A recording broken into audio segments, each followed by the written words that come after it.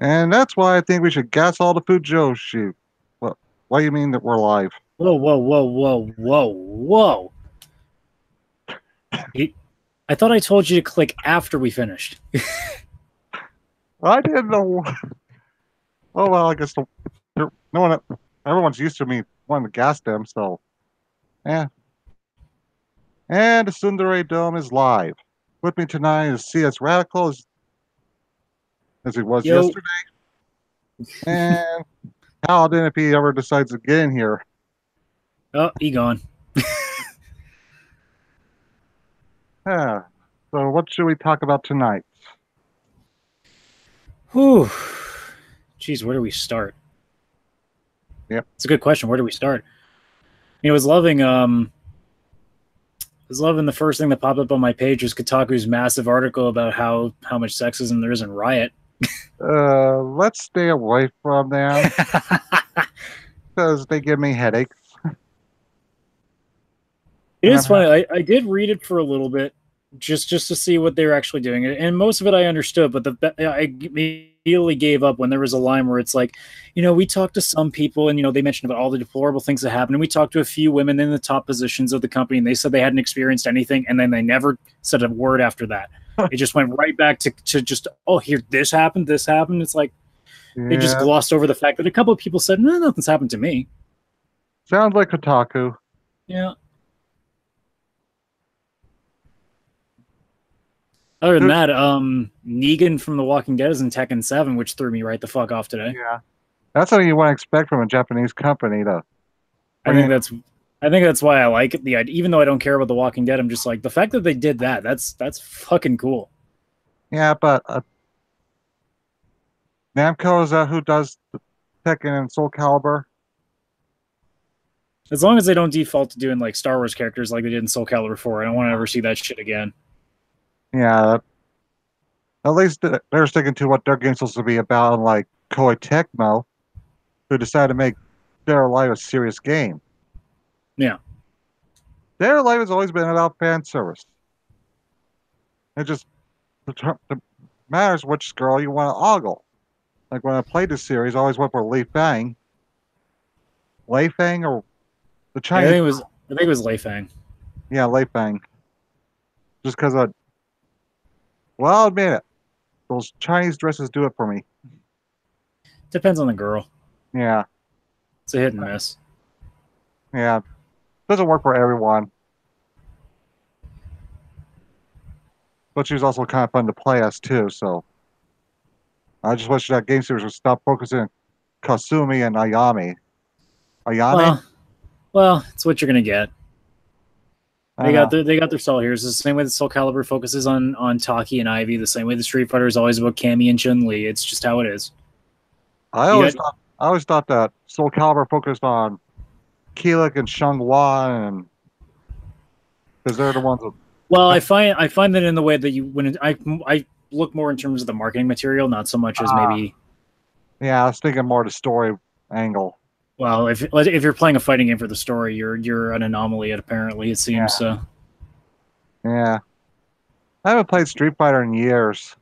I played the newest one, and I don't know. I think fighting games for me, like the ones that are taking it seriously, like a competitive one, I can't do. But when I can easily have fun playing all the Arc System Works games, like the Guilty Gears, the Blaze Blues, that stuff I can do. Guilty Gear.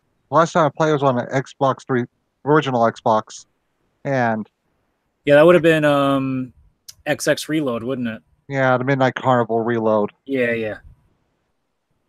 And that game would hurt my hands because that's such a button masher. You do. Oh yeah. Pretty soon your hands hurting because you're trying to get Soul Bad Guy to do the right combo. But it was a button masher that made you feel like you accomplished something. Yeah. That's the important thing. I know. Now a lot of games they gotta have the quick time advance. The interactive cutscenes like fucking Resident Evil 4, 5. Which one was the one with the parasite zombies? Would that have been? Are we talking the ones in Africa or the ones that were in like the forest area? The ones in Spain. Oh, that would have been 4 then. Yeah. We can't just have a fucking cutscene. We gotta have it interactive. Oh yeah, you got to make sure that you're always involved, even though you're not really involved. You just press a button, but that's involved, right? And I didn't like it because sometimes you just want to sit back and watch the cutscene and give your hand a rest. But no, we gotta die 27 times trying to get past that idiot that tries to kill us. So everybody. Yeah. Since Well, the chainsaw guy specifically, that was the point where I'm like, I can't play this shit. I know. My problem with horror games has always been if I can't kill it easily, why the hell am I bothering? I know. But then again, I'm a giant bitch, so I don't play much horror games because why the hell would I pay an exorbitant amount of money to experience an emotion I can't stand? I know. I can't really get in like the more military shooter games. I have to have the more science fiction oriented ones. Yeah. We got the guns you'd never see in real life. That makes it more fun. Well, because it's the uniqueness to it. It's the unexpected. You're like everything looks cool when you're playing like say a game like The Division.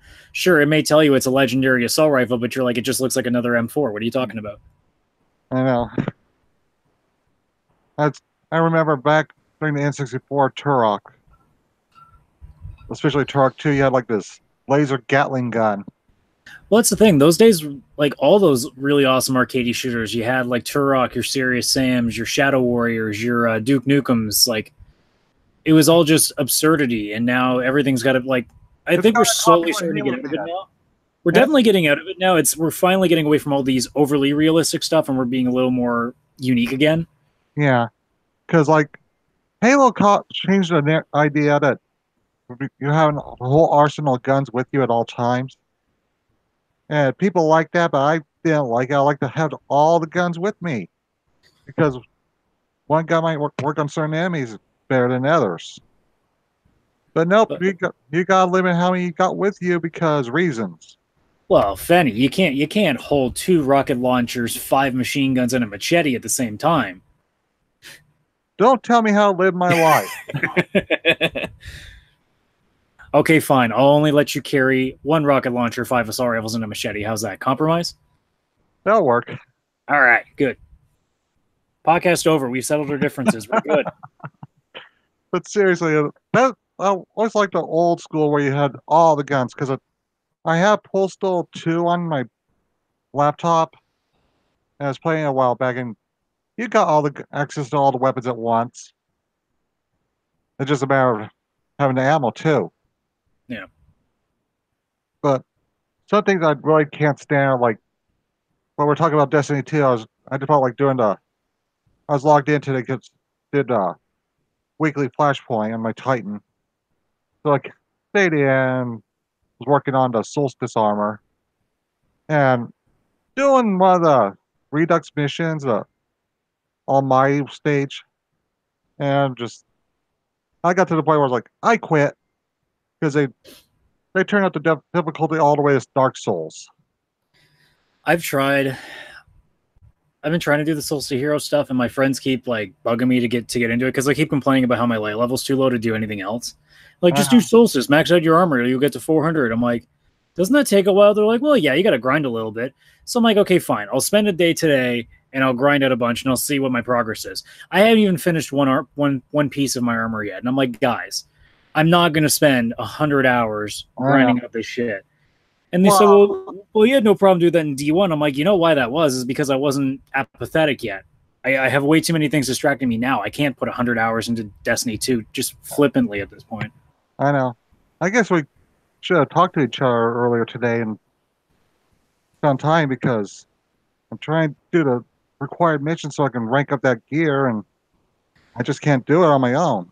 See, I don't even know if I'm going to go back to it at this point because I keep looking at my progress and it's way too slow for what I want to do. I know. I had to spend most of the day getting the fucking orbs. That's the thing. I did 10 patrols for 1, and I was just about to finish the heroic strikes for 1, and I looked at my void orb count that I had at 0, and I was still only at 48. I'm like, really? I've been playing for 3 hours, and that's how many I've picked up. I'm like, why am I bothering? I know. It's just like, what the hell? And so what I did is I ended up taking a look at what the requirements were, and I saw what it was going to have to be just for the next set, and I looked at that and went, there's no way. Like, I know. the only way that I'm going to be able to max out all my stuff in Solstice is literally to just not do anything else but play Destiny, and I don't have the capacity to do that now. Maybe in Destiny 1, when I also was unemployed for a little while and I did it then, I could, but I have way too many other games that I'm playing. I have all my anime that I'm watching. I do other stuff. Plus, I work. So it's like my time is limited, and I'm not going to devote it to just one thing, you know? Well, I have my other interests, like playing Monster Hunter now, and that seems a little bit more rewarding than playing Destiny because there's a degree of variety to it. Because yeah, you're going to be fighting the Rathalos again, but when you're fighting a Rathalos, there's no guarantee you'll succeed because it's got a mind of its own. It's going to fuck you up if you make one misstep. Enemies of Destiny have predetermined mechanics. You can't fail killing them. And I mean, I said this to my friends as well, where it's like, why should I waste at this point as a guy who's already on the fritz with Destiny for a little bit? Why would I bother playing all this stuff now when I can just wait another month and Forsaken comes out and I can just level up through the story and kind of catch up that way? I know. I remember when Taken King came out. Some people they were ready to quit Destiny because they couldn't use their baby horn anymore. That's why I call it a gal horn because only babies used it. I'm going to be a little frustrated when the expansion comes around because they revealed in their stream today that any energy weapons you have, the burn's going to be permanent once the update comes, which is like, so what's been the point of getting all these burn changers? Like, what's the point now? And again, it's like every time they try to fix something, they erase it. I know. They're kind of idiots at Bungie. Well, the problem is they're trying to listen to a certain segment and they're also alienating another. Like, I understood what people said about the god rolls for guns, but my perception of that is why the hell does every gun need to have like 15 different possibilities? Why not just make Crucible centric weapons? Yeah, more interesting because that's where most people cared about the rolls for Crucible. Not very many people cared about what your perks were for PvE. In some cases you could, because sure, like Firefly was really nice to have the exploding damage and stuff, but for the most part, like I didn't feel like it was that big a deal. Yeah, that's pretty much how I feel. And the reason that I liked not having the rolls in D2 is because I felt like if I had a gun, I didn't have to worry about collecting 50 other copies of it to try to find the best one. I know. People are like, well, now I'm getting 50 copies that I'm just throwing away. I'm like, no, they're materials that you can use for other things. What Destiny should have done, or what Bungie should have done for that matter, was give you a reason to use those shards and the Masterworks more. Yeah. There should have been other ways to use them, and that was the problem. They didn't give you an other option. It was just throw them in the trash and just hope to God there's something for them later. Yeah. I finished my Flashpoint, went to a cave, got my weekly orb, and I was disappointed again because I got a crystal out by Lupi, which is pretty much useless for a solo player. And I mean, with anything else, that goes without saying. I mean, you're going to get stuff that you're not looking for. That's been the beauty of Destiny. Like, it's that triumph of finally getting the thing you want. I know. But I mean, I was the lucky one. I remember when I transferred from Xbox 360 to PS4, I was fuming because I couldn't transfer my stuff over. I know. And the first exotic I actually got on my PS4 version was Galahorn. I was so fucking happy. I think the first one I got in Destiny 1 was the Fourth Horseman or wherever that shotgun was. Yeah, the automatic arc one. Yeah. Yeah. And I got that from a purple engram. Trying to think what my first actual exotic was. Fuck, I think it might have been Icebreaker. But for me, for a long time, I couldn't really play the game because I had satellite internet before. Yeah. So basically, the whole world was empty, and I was the only one there. Because for some reason, when you play on satellite, you can't do any of the other things. That's kind of weird. Yeah.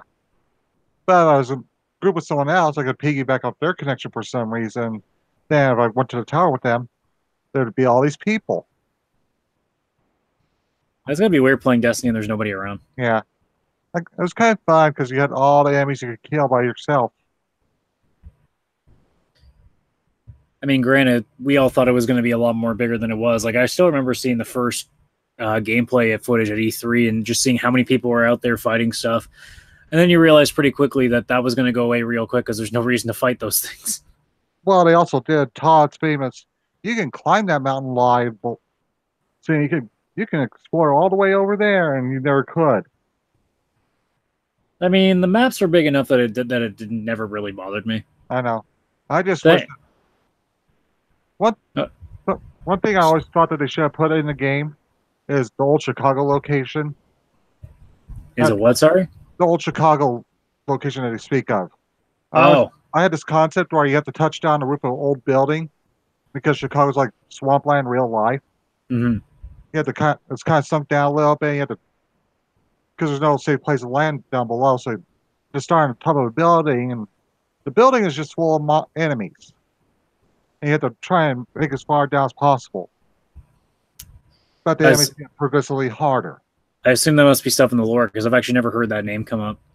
Yeah, it's if you look at the description of Graviton Lance or the lore, Ah, okay. it says that they found it in old Chicago. Yeah, I'm one of those ones that just I've Yeah. never really put the time into looking at the lore. Thankfully, people have done enough to have like videos out there on YouTube that kind of summarize it all. Yeah. My name is I'm not much of a reader. That's the problem. So Yeah. Yeah, I'm the same. I'm just like RPGs and like I'm playing Monster Hunter. Most of the time, I'm just skipping through the story because I really don't care. to be fair, I don't really feel like there is a story in Monster Hunter World. It's just like, here's a new monster. Why is that monster there? I don't know. Fucking kill it. What drives me crazy about Monster Hunter World is they act like they've never heard of a pink Rathian before. Yeah, there is a couple of weird moments where it's just like, It's like you know what that is. I know it's like we're this far into the timeline of the Monster Hunter series, and we still haven't heard of Pink Rathian. They've been in every installment. Don't try to bullshit me. I was about to say, do we know what the timeline is there? And I'm like, well, then my brain just kind of stopped. Well, considering how many other monsters are actually named in that and they recognize them, it must be. Yeah, they should be aware that there's a Pink Rathian. Yeah. Because that's part of their growth cycle. They start green and they become pink, then they become gold. Yeah.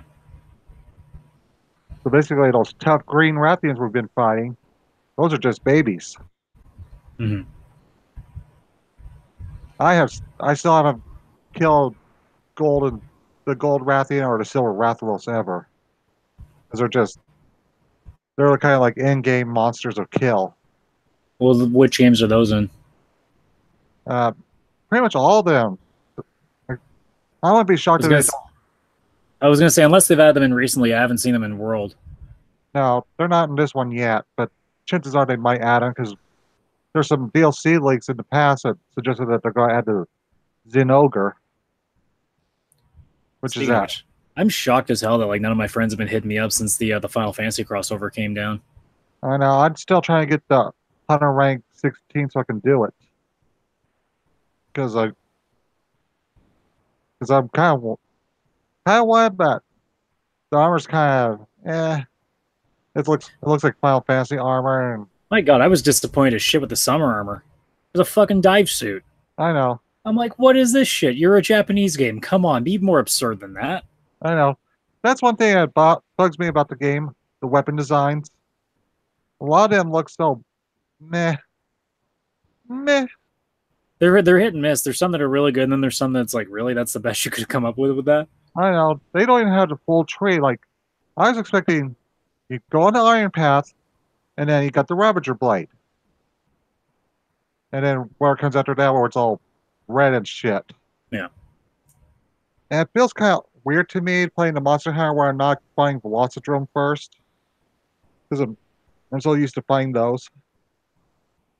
They're like Velociraptors. Yeah. That's I don't know, I just kind of chuckle a little bit when I hear these people talk about how tough like Lunastra and other monsters are. Like, you baby. I was killing those in Monster Hunter Freedom too. Well, I mean, especially with a lot of people that are new to it, like I'm actually surprised how quickly I caught on to it. I thought I was gonna whip my ass 2 ways from Sunday when I started playing it. Yeah. I settled in pretty well, and then certain monsters, I remember for the longest time, Anjanath just kept giving me problems because I couldn't figure out. I don't even know if Anjanath really knew what he was doing. I think he was just flailing his tail back and forth just whenever he felt like it. Yeah, they kind of create openings if you know when to time it, you can just go after them and break their tail or something like that. I think it's the problem. Anjaneth was a much more like take your spots when you need them Yeah, and just kind of chill. Where I'm just like I'm impatient as shit. I know that's my problem with the game because I've started using the insect glaive a little bit more. I've actually found some of these ones that are pretty tough, a little bit easier to beat. I mean, But still, there's ones that kind of force you to chill. Like Nergigante, you don't really have a choice. You got to hold back. I know. Well, I probably won't have that much of a problem with the Tealstra when I can fight it because I'm pretty used to its pattern because I fought it a lot in Monster Hunter Freedom 2. Yeah, Wait, oddly enough, the Elder Dragons never really gave me much problem. Like Teostra wasn't too bad for me. yeah, Kushala was hit and miss. Kushala was all right. yeah. And then what's the other one? The friggin' undead one. What was the name of that? Uh, Shit. I yeah, fought that thing a million times. How am I forgetting that? That's the one I fought way more than the other ones, and I'm forgetting what the fuck it's called. Oh well. because I haven't fought the new Elder Dragons because I'm more familiar with the old ones. Yeah. But What's like your favorite game in the series? Now uh, that you've kind of played a good chunk of them. well, I kind of like the Tigrex armor in Monster Hunter Freedom 2 because how overpowered it was. Uh, Gameplay style. I love Monster Hunter Generations because you have the aerial style. Oh, You could, okay. you could just roll towards a monster and it vault you into the air. So if you're using a switchblade, you could just come crashing down. Not switchblade, but charge axe. You could come crashing down and get yourself mounted on it. Yeah. Otherwise, you have to go find a ledge nearby and try a jump attack. And that's a lot of work. You have to sheath your weapon and jump on it.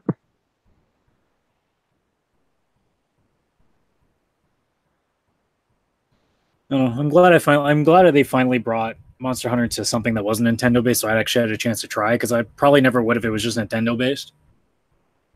Yeah, because to get that experience on PS4, I got Toukiden Kiwami, which is from Koei Tecmo. Yeah. That game's pretty fun. That one also, I basically used a polearm weapon to get aerial attacks on the demons. But the problem with that one is they don't give you a means to get the part you need to upgrade your weapon further.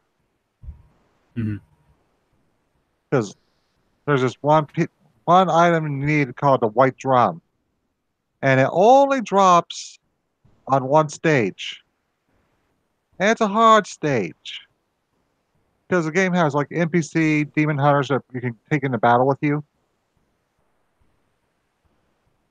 They'll help you out. This one they make you go by yourself and fight three powerful demons by yourself. And you're just like, well, why?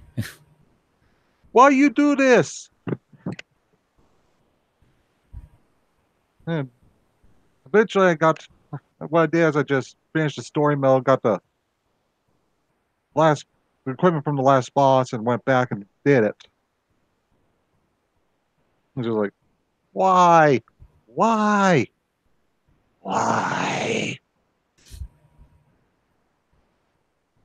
Seems to be always that in certain games where you just stare at a battle and you kind of go through your head and you're just thinking, who made that and thought that was a good idea? I know there's probably someone that thought it'd be funny. It's like somebody just had a really miserable day. So you guys are sharing this pain with me. I don't give a shit. When they announced Monster Hunter World, I remember seeing these. Well, I guess you'd call them old fags. The ones that've been with the series for a long time, bitching about how they made it casual. I'm like, how? You know, there's going to be a monster that's going to kick your ass for just looking at it wrong. It's just how it is. And I think what they do is they improve it so it's not Dark Souls hard, but Monster I Hunter. think that's the beauty of it is that it does have a really good challenge to it, but it is at least vibrant enough and fun enough that if you're someone who has a lot of trouble dealing with Dark Souls, this is kind of a game that manages to be still have a similar difficulty, but at least it doesn't feel like it's literally going out of its way to try and kill you. Yeah. Because I've tried playing both Dark Souls and Bloodborne, and I think it's also just the atmosphere. I can't stand the dreary and dark atmosphere to it because it's like I already hate the fact that this is a game that's going to kill me over and over again. And if the environment isn't even that interesting to me, it's like why I can't. I know. I have the original Dark Souls on my 360, and I still can't get past the fucking bull demon. I've had for years, and I still can't get past it. I mean, I'm also just a whiny bitch, and I can't stand dying over and over again. That's why I play Uh, a lot of games these days that just make me feel overpowered because I don't have as much time to spend on something to learn anymore.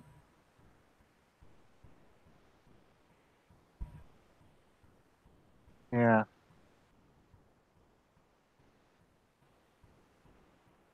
I never really saw the appeal of Dark Souls. It's like a game for masochists. Well, I think if it's somebody that's got a lot of time and is willing to put the time in, I think it makes sense for those kind of people.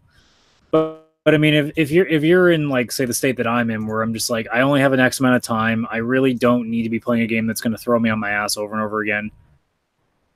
Yeah, that's. It's like it's a lot more fun to me to just be able to play a game and kind of chill with it. I know that's kind of what I like about Monster Hunter because what you can do is you eventually figure out how to fight the monster. You got the right gear. You can just go hunt the monster for fun. Yeah, it doesn't overly demand on you. It's Yeah, like okay, get the right stuff, but I mean, you can still go against the grain of what you're supposed to use and still make it work. But that's when it becomes more Dark Souls difficulty level when you're doing stuff where you shouldn't be doing it. yeah, And Monster Hunter goes out of its way to kind of give you a pretty good hint to be like, look, idiot, like this is what you should be doing.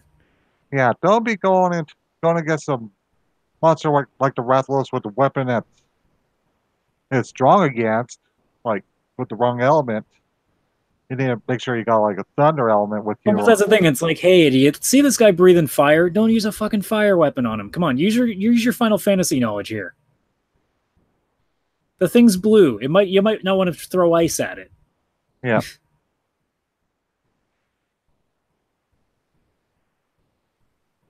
and there's one monster because it sounded like a leaked list of monsters they were working on for the game. I think that's what it was. And one of them on there was the Plesioth. Oh boy, That name doesn't ring a bell to me. it's one of the original ones. Oh, okay. It's a Pisces. Think like the Geodoroth or whatever it's called, that catfish, Piscean wyvern that you find in the desert. The one that the one that attacked Feroth in that cutscene. Oh, was The that mud, Diablo? no, the mudfish. Oh, Uritados. Yeah, that thing. That's what the Plesioth is like. It's like that, but a proper fish. It swims in water. Yeah, because there's like Uritados, and then there's the lava version of that in I think it Yeah, was the Lavasioth. yeah Lavastioth. Lavasioth, think that, but water. Oh, okay. Because Lavasioth, it lives in lava, so. But the Plesioth is like a blue version and lives in water and has a powerful water cannon. And it will hip check you. Get bigger, get safe getting on its blind spot. And it swings the hip right at you as you're attacking. Pay attention. Yep. It is a nightmare. All you say is hip check, and my brain's thinking there's a fish in Monster Hunter that hits you like a hockey player. That's fucking awesome. Pretty much. You're because in generations, the way they did rank ups with the guild, you had to do the online quests. And some of them you had to go through certain quests. And one of them you had to go after was the Plesioth. And I tried playing online with other people. they, being the idiots they are, went in unprepared, had the wrong weapons, and so I ended up just soloing it by myself because fuck them. Because I always bring the right weapon and enough so to keep me alive. And I guess I I always guess keep a, sorry, go ahead. I always keep an eye on my health to make sure I'm not about to die. I think it's the beauty of me always playing in a party where I don't have to worry about dealing with random people. Like there was a stage where I was playing with just whoever at the time, but I mean, once I got to a point where I was looking for certain objectives, there's no goddamn way I'm gonna play and pray to God that somebody else that I don't know is actually gonna know what the hell they're doing. Yeah, because I gotta beat hard, the hard mode engine out. But I don't want to do it with randoms because kind of, I had to try a few times to be in the lower version because a bunch of dual blade idiots kept charging it, and they caused the party to wipe. Yeah. I was like, ugh, keep an eye on your health, people. Why do Yeah. you do this to me? I mean, at least I'm one of the smarter ones that tries to actually be a little bit more cautious. I know, When I'm low in health, I'm like, I'm getting the fuck out of this. I know. But one thing I do like about this version is how fun the bowguns are. I tried it for a little bit, and I think it was just because I was so new to the game that I couldn't really get a grasp of it yet. Maybe if I went back and tried it now, I might have a better idea. Well, it's the new mechanics for the bowgun where you have the special ammo. Yeah. I had to have like what's it called, Wyvern Blast or whatever. Her special ammo makes it a machine gun. Mhm. That's what makes it fun. Load that ammo. It's actually kind of fun to use on the best boys because you just go do that optional, not optional request, but the investigation. This is a good way to make money. Yeah. Load the special ammo, just keep killing them until you get done.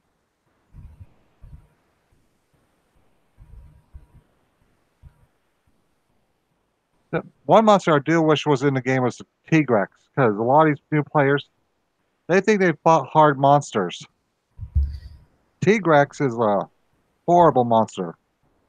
See, if you're just trying to put in monsters that are going to kick my ass, I am not accepting that. I don't want to start hating the game.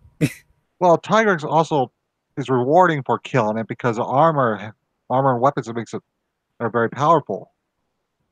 Well, that's assuming they keep the default values that was before, Yeah. right? Well, yeah, they took away the auto tracking that was in the armor, but I don't think it'd be needed because the way the game operates now, where you have to track down the monster and then you'll know where it is. I do kind of like that feature in this game where you find their footprints and you follow them to where the monster is.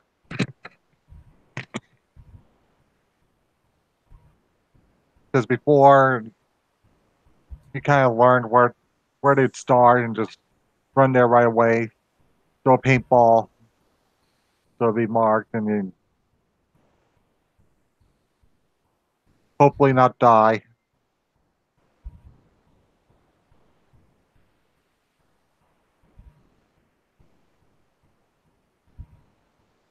But yeah, I do want the new players to know my pain. Because when I played that here's here's the flagship monster for Monster Hunter Freedom 2. And the first time I beat it on the PSP, my hands were shaking because I almost died.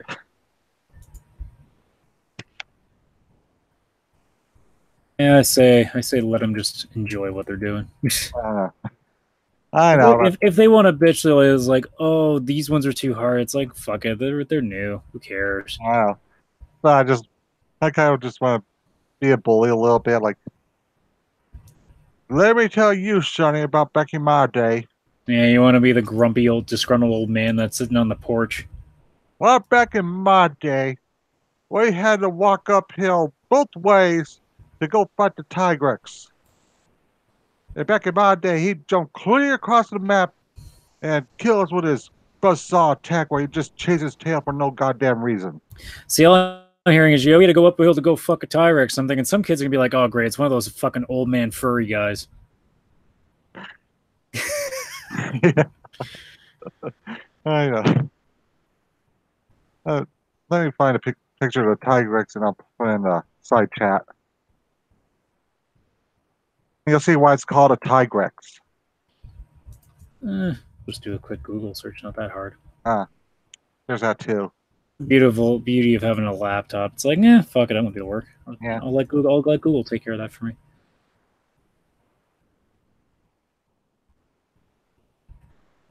Yeah, it did become kind of fun fighting it, to be honest. Oh, look at that! It's like a Rathalos with a fucking fashion sense. Well, yeah, pretty much. It's like a It's like a tiger striped T-Rex monster because it has like a T-Rex and it's kind of like a tiger. Oh, I see. So it's a Rathalos Andronath hybrid that decided to go through an episode of Queer Eye for the Straight Guy and got a nice little stripy design going on. Yeah. And there's like a lava version of it, which is, ugh, that scares me. Because that thing it's a son of a bitch. Okay, I'm gonna send you what this one linked. Somebody, I guess, drew a chibi version of it. I'm like, oh, I didn't know that thing could be cute. There we go. Oh, that's a working microphone. Hello. Hey, Dan. Hello, Fenris. Oh, you're not gonna call me Fanny? Very good. Much better. Oh, he's blushing now. He's the one that started calling me Fanny in the first place.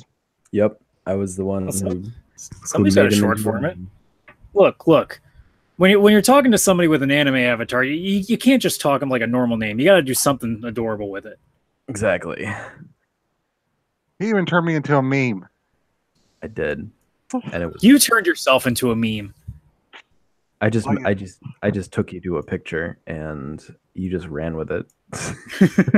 Yeah, I'm like Daddy from the server we're on, who gets upset when we give him nicknames.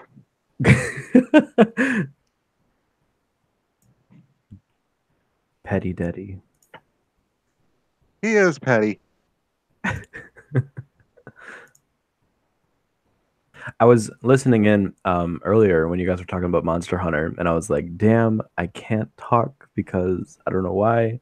I guess Brave doesn't like Hangouts, so I just Chrome works. So yeah, that's what I'm using because I was trying to use Brave for a while because apparently it was the one you use when you don't want to worry about all the bullshit with anything. And then I used Brave. I'm like, just by I can't stand even the look of it.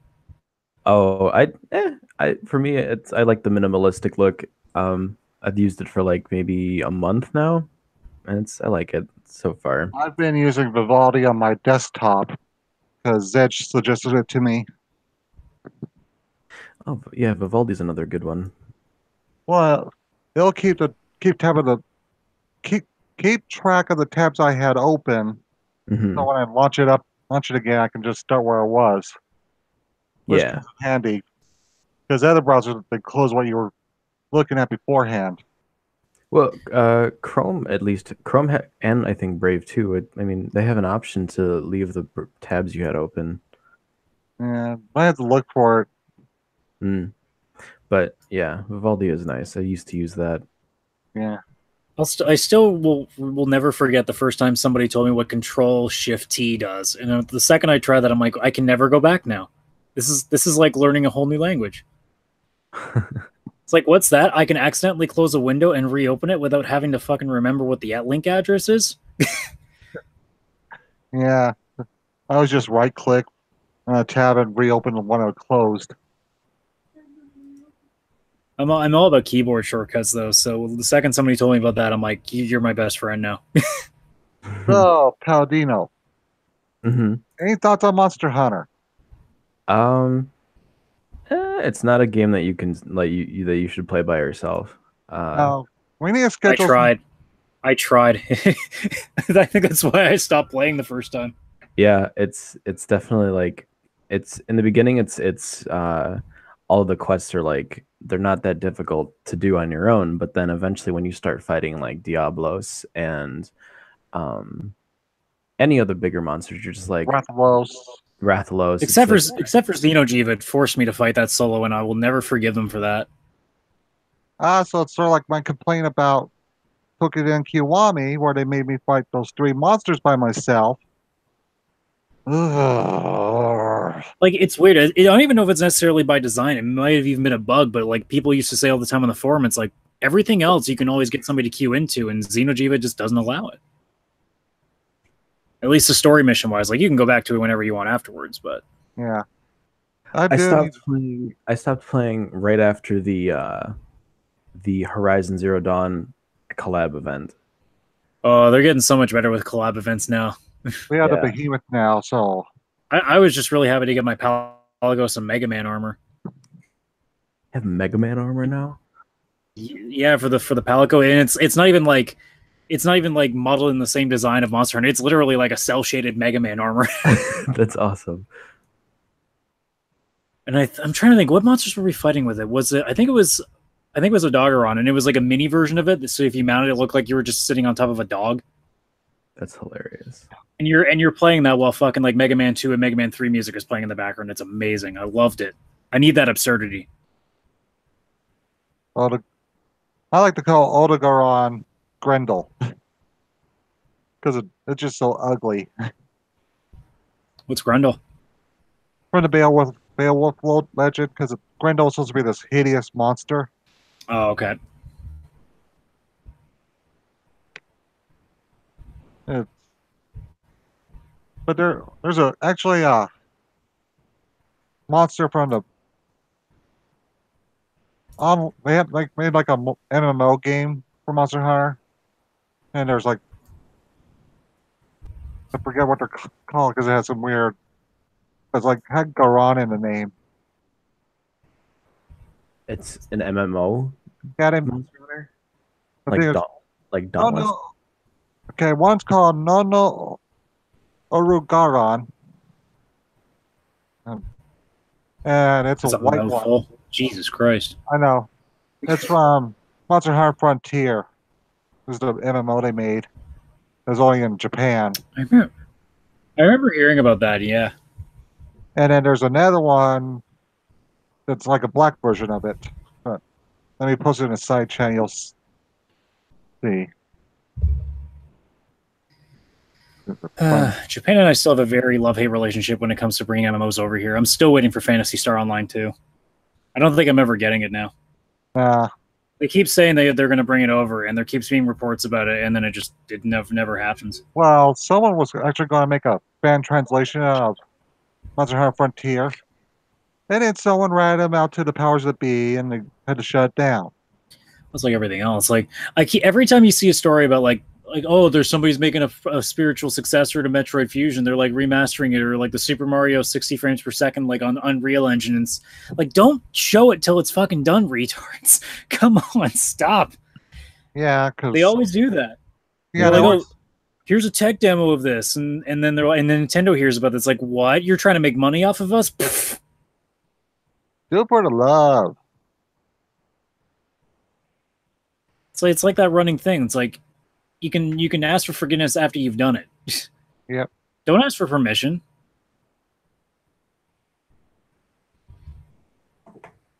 That's so many really good fan projects we get if they just shut their mouths for a few more months.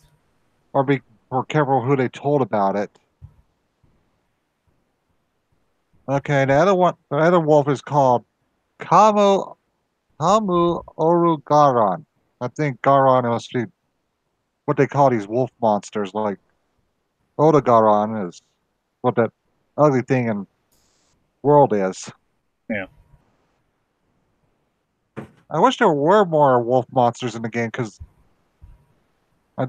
I just kind of like the idea of fighting wolves. Yeah, but it's not as interesting as you try to tell people you can get to fight a dinosaur and a dragon. They're like, oh. Well, then there's a Xenogre, which is a giant thunder wolf. Oh, Otogaron. I remember fighting this thing. This thing was annoying. Say, look, try to get people to get on top of a movie where Mila Jovovich is going to hunt just a bunch of wolves, and they're like, no, that doesn't sound so bad. Okay, fine. Mila Jovovich fighting a bunch of dragons and dinosaurs. Oh shit! I'd watch it. That's the thing. When they said they're making a Monster Hunter movie, I'm like, okay, they might be able to make that work. And they're like, Mila Jovovich is the lead. I'm like, yeah, that's got a pretty good shot at actually making sense if it's just stupid fun. If they try to take it seriously, they're going to fuck it up. Yeah, but if they do it in the same, if they do it with the same like lack of seriousness of like the Resident Evil movies have kind of become, it can definitely be like a super fun like summer movie. I think it's might have been a second generation. Trying to find a link for the Xenogre so you can see what it's like. What's the name of it? Xenogre.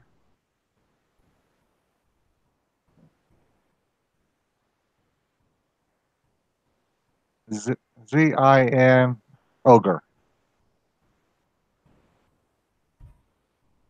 Oh yeah, I was way off.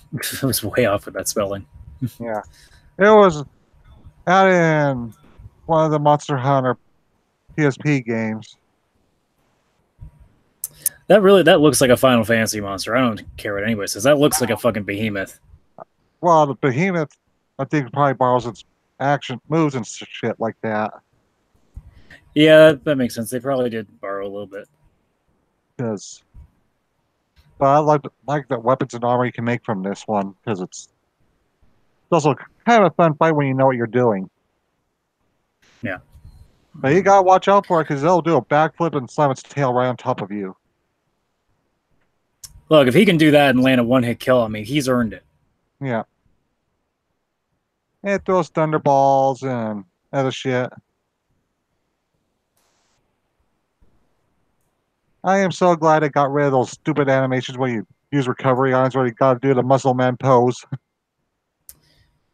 Yeah, they're still a little bit iffy with items. Sometimes I feel like they take a little bit longer than they should. Yeah. But I mean, it's a little complaint. What are you gonna do?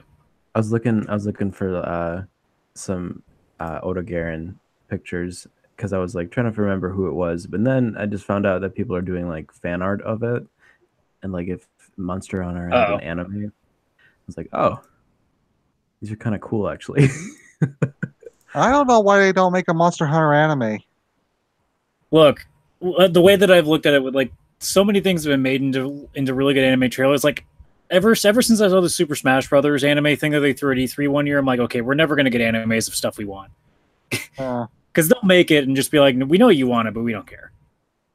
Yeah, which is kind of sad because they made a manga, like a short manga series by Fairy Tales author Hiro Mashima. It was really good. Yeah, like I remember seeing that Super Smash anime thing, and I thought, I'm like, guys, just put a little more work into it, throw another 10, 15 minutes on it, and people will never hate you again for that.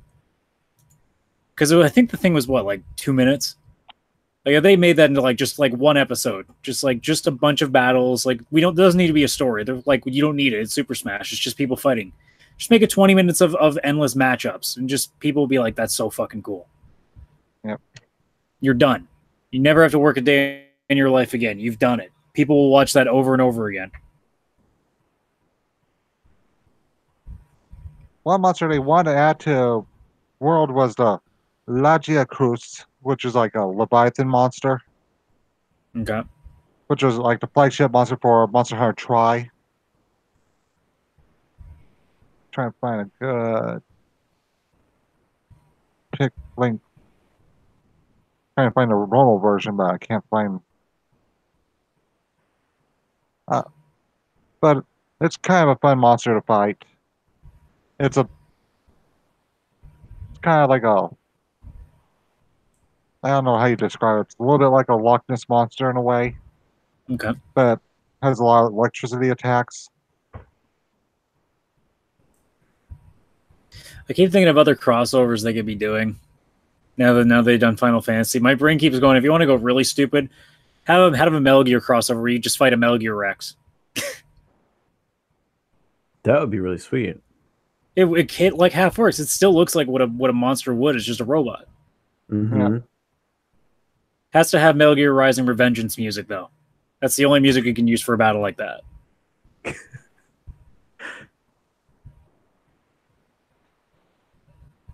I do wish that the weapons in Monster Hunter World looked a little bit better, though. A lot of them look kind of like they just recolored a lot of them. I mean, there's so many. Eventually, you're going to get a couple copies and pastes, especially if they were trying to get the game out. Yeah, because I think I'm just used to the weapons you make kind of looking a little bit like they hint at what monster it came from. Some of them do, and then some of them is just like, I guess some of them they make based on the monster, and then some they make based more on the element. Yeah. I'm still trying. Like the Irritados, like Twin Blades, for example, just they don't look like anything. They look more like acorns. It just sounds funny. I'm gonna smash you with these acorns. Sorry, water acorns. Water acorns. Water chestnuts. Yeah, there you go. There's actually a monster from previous game called Lagombi. And it's basically like a rabbit. Imagine being the hunter guy's ass kicked by one of them. I'm like, I got my ass kicked by a Lagombi. It's not the worst thing. No. The only thing that's sad is that there's only so many monsters they could put on these games. I always wish that they could bring all the ones from the past. Well, you know, could say you lost to a Yagras. Yeah. The only other Monster Hunter game that I've ever played was back when Monster Hunter was back on PS2. Odd original.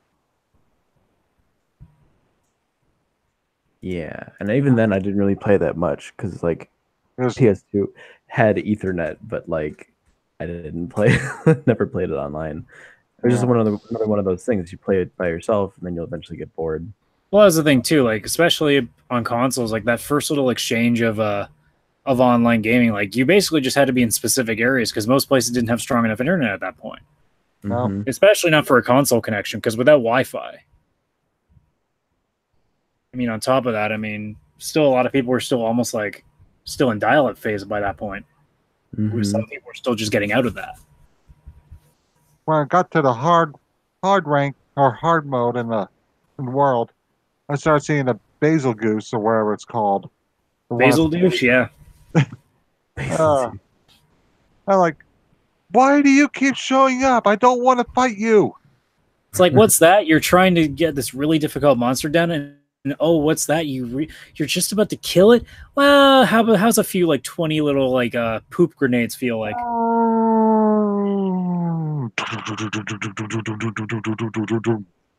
And then Monster Hunter World's like, you know, it'd be a really fun mission for you to get to kind of get to another level, defeating 2 of them. Not the fuck. And then my brain's like, okay, fine, I'll just get one of them to fight the other for about half the time, and then I'll just pick up the pieces. That's literally what I did. I just let them dive bomb each other for a while, waited till one of them was relatively weak, beat the shit out of that one, and then kind of moved on. I do like the fact that you can make monsters fight each other. It is really sweet. Like none of them ever get old. Like especially once they brought in oh my god, what's the pickle looking motherfucker? Pickle Rick. Oh my god, this is the problem with me, like not having played the game in so long. Like I forget what half of the fucking monsters are. Dodo Gama. Most of the monsters that you guys are talking about, I have no idea. So, well, I'm the kind of person that looks into all the monsters. See, there we go. All I had to do was search Monster Hunter World Pickle, and it came up right away. Devil Joe. Oh yeah, that motherfucker. Any animation of a turf war with Devil Joe is amazing because he literally just picks up everything and just slams the fuck out of it. Well, he's probably one of the monsters that everyone hates to fight because he's just so mean. Actually, when I first started, I figured it was going to be really difficult, and then I played him, and I'm like, it's actually not that terrible. And most of the time, he just let everybody else do, especially when you're playing in a foursome, you just kind of let everybody else like just piss him off and you just kind of keep sitting on his tail, just whapping away. The Puke, it reminds me of basically a wyvern version of the Chameleos from, which is an elder dragon from Monster Hunter 2's generation. Puke looks like a parody. Well, It looks like a character that they didn't intend to make in the game, and then somebody put it in there as a joke. well, I'm gonna find it, but there's a chameleon dragon you can find in earlier installments. There's figure out where it is. That's probably the problem with the game. There's so many dragons and monsters in general. Well, that's the thing, especially when they still have missed so many from the old games, and people are like, "Oh, what's this one?" I'm like, "Oh, I have." Especially as somebody who hasn't played most of them, I'm just like, I don't know what the fuck you're talking about. But the Chameleos also looks like a chameleon. And it's really a pain in the ass to fight. Because it will make itself invisible. Oh, that doesn't sound like fun at all. No, it's a full-on chameleon. And Monster Hunter Freedom 2, to break its horn, I think you need to have fire element. Or dragon element, or one of them. Because you couldn't use where you were using, you had to get a specific element to break the horn. And maybe that wasn't the weapon that was strongest for you to use. Mm-hmm. I did know in Monster Hunter Freedom 2 I had to learn how to get good with the sword and shield because the Kirin, I could not effectively fight with the longsword. So I had to learn how to kick its ass with the sword and shield. And that one, it's about wait until it runs at you, then smack it on the head. And I started thinking about Cartman hitting the underpants nose on the head.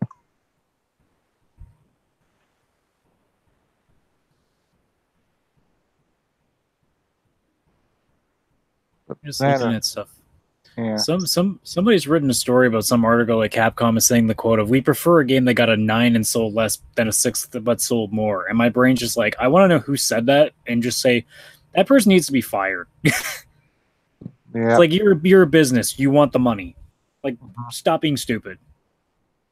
Exactly. Who friggin' said this? I'm trying to read this through this article and see who the hell said it.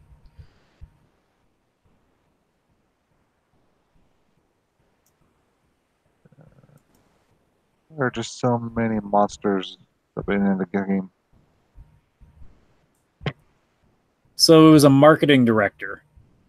Okay, well, that marketing guy needs to be fired then, because I don't think he understands what marketing is supposed to be. You're supposed to be selling a game. Yep. But then again, Hollywood, they don't care about making money. It's about sending a message. It depends on who you talk to. They want to make a lot of fucking money, and they think they can make a lot of money sending a message.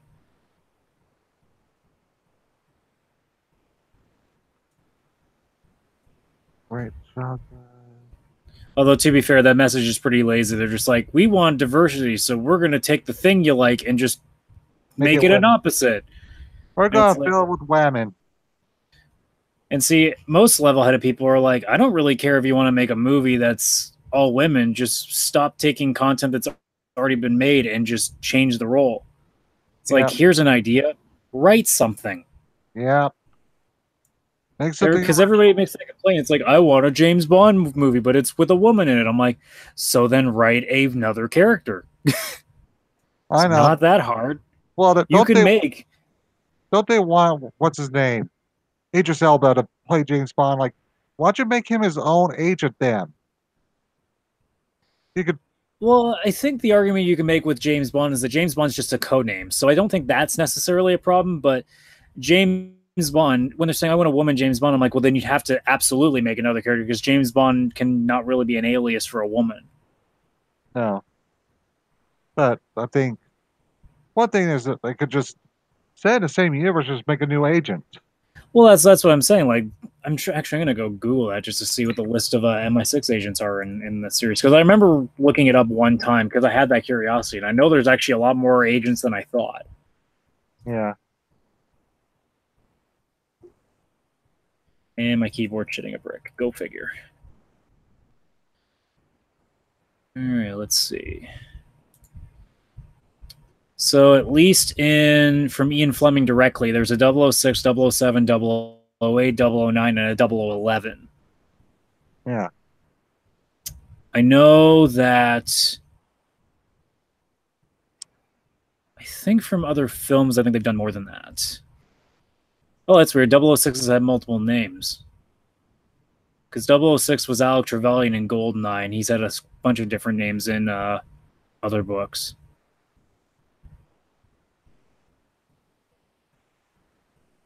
But I'm looking at all the numbers here. It looks like from 001 to 0013 has been taken from like various things, whether it's like other books, comics, like stuff like that.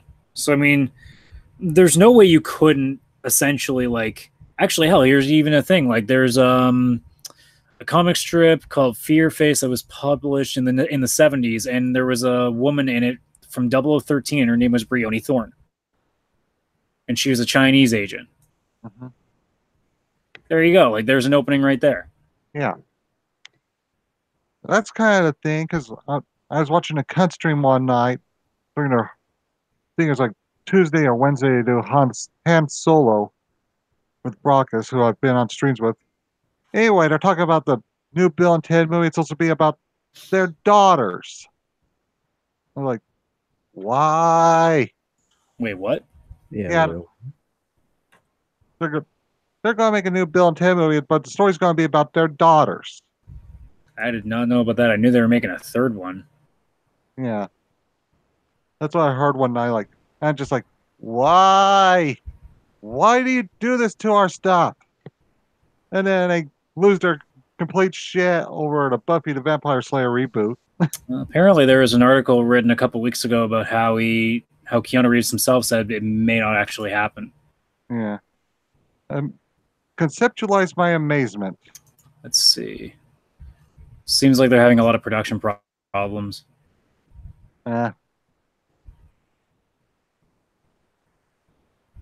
I'm willing to bet that it has something to do with just finances. Because I'm sure they're probably having trouble getting a production studio to actually really run with it. Probably. But I just remember when they lost their complete shit over the Buffy the Vampire Slayer reboot. Yeah, you know something must be a bad idea when even Anita Sarkeesian is saying she doesn't want it.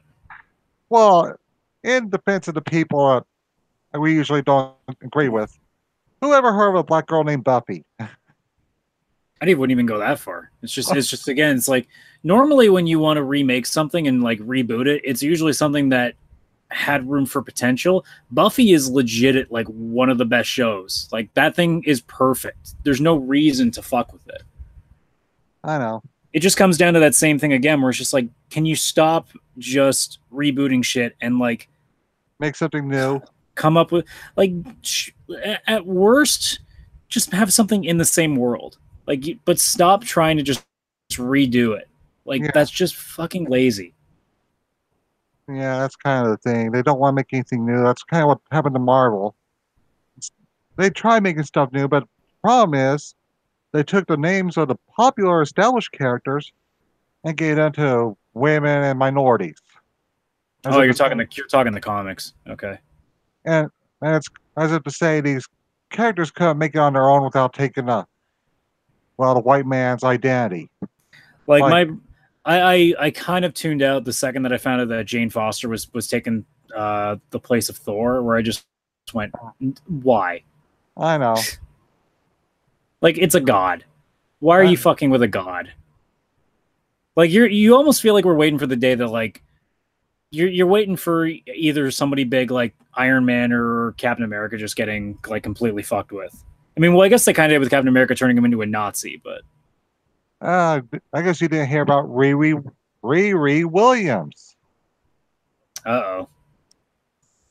An autistic girl that doesn't understand metaphors and took it as an offense because she was told she would never be Tony Stark because Oh, she I wanted to see. be oppressed. Ironheart.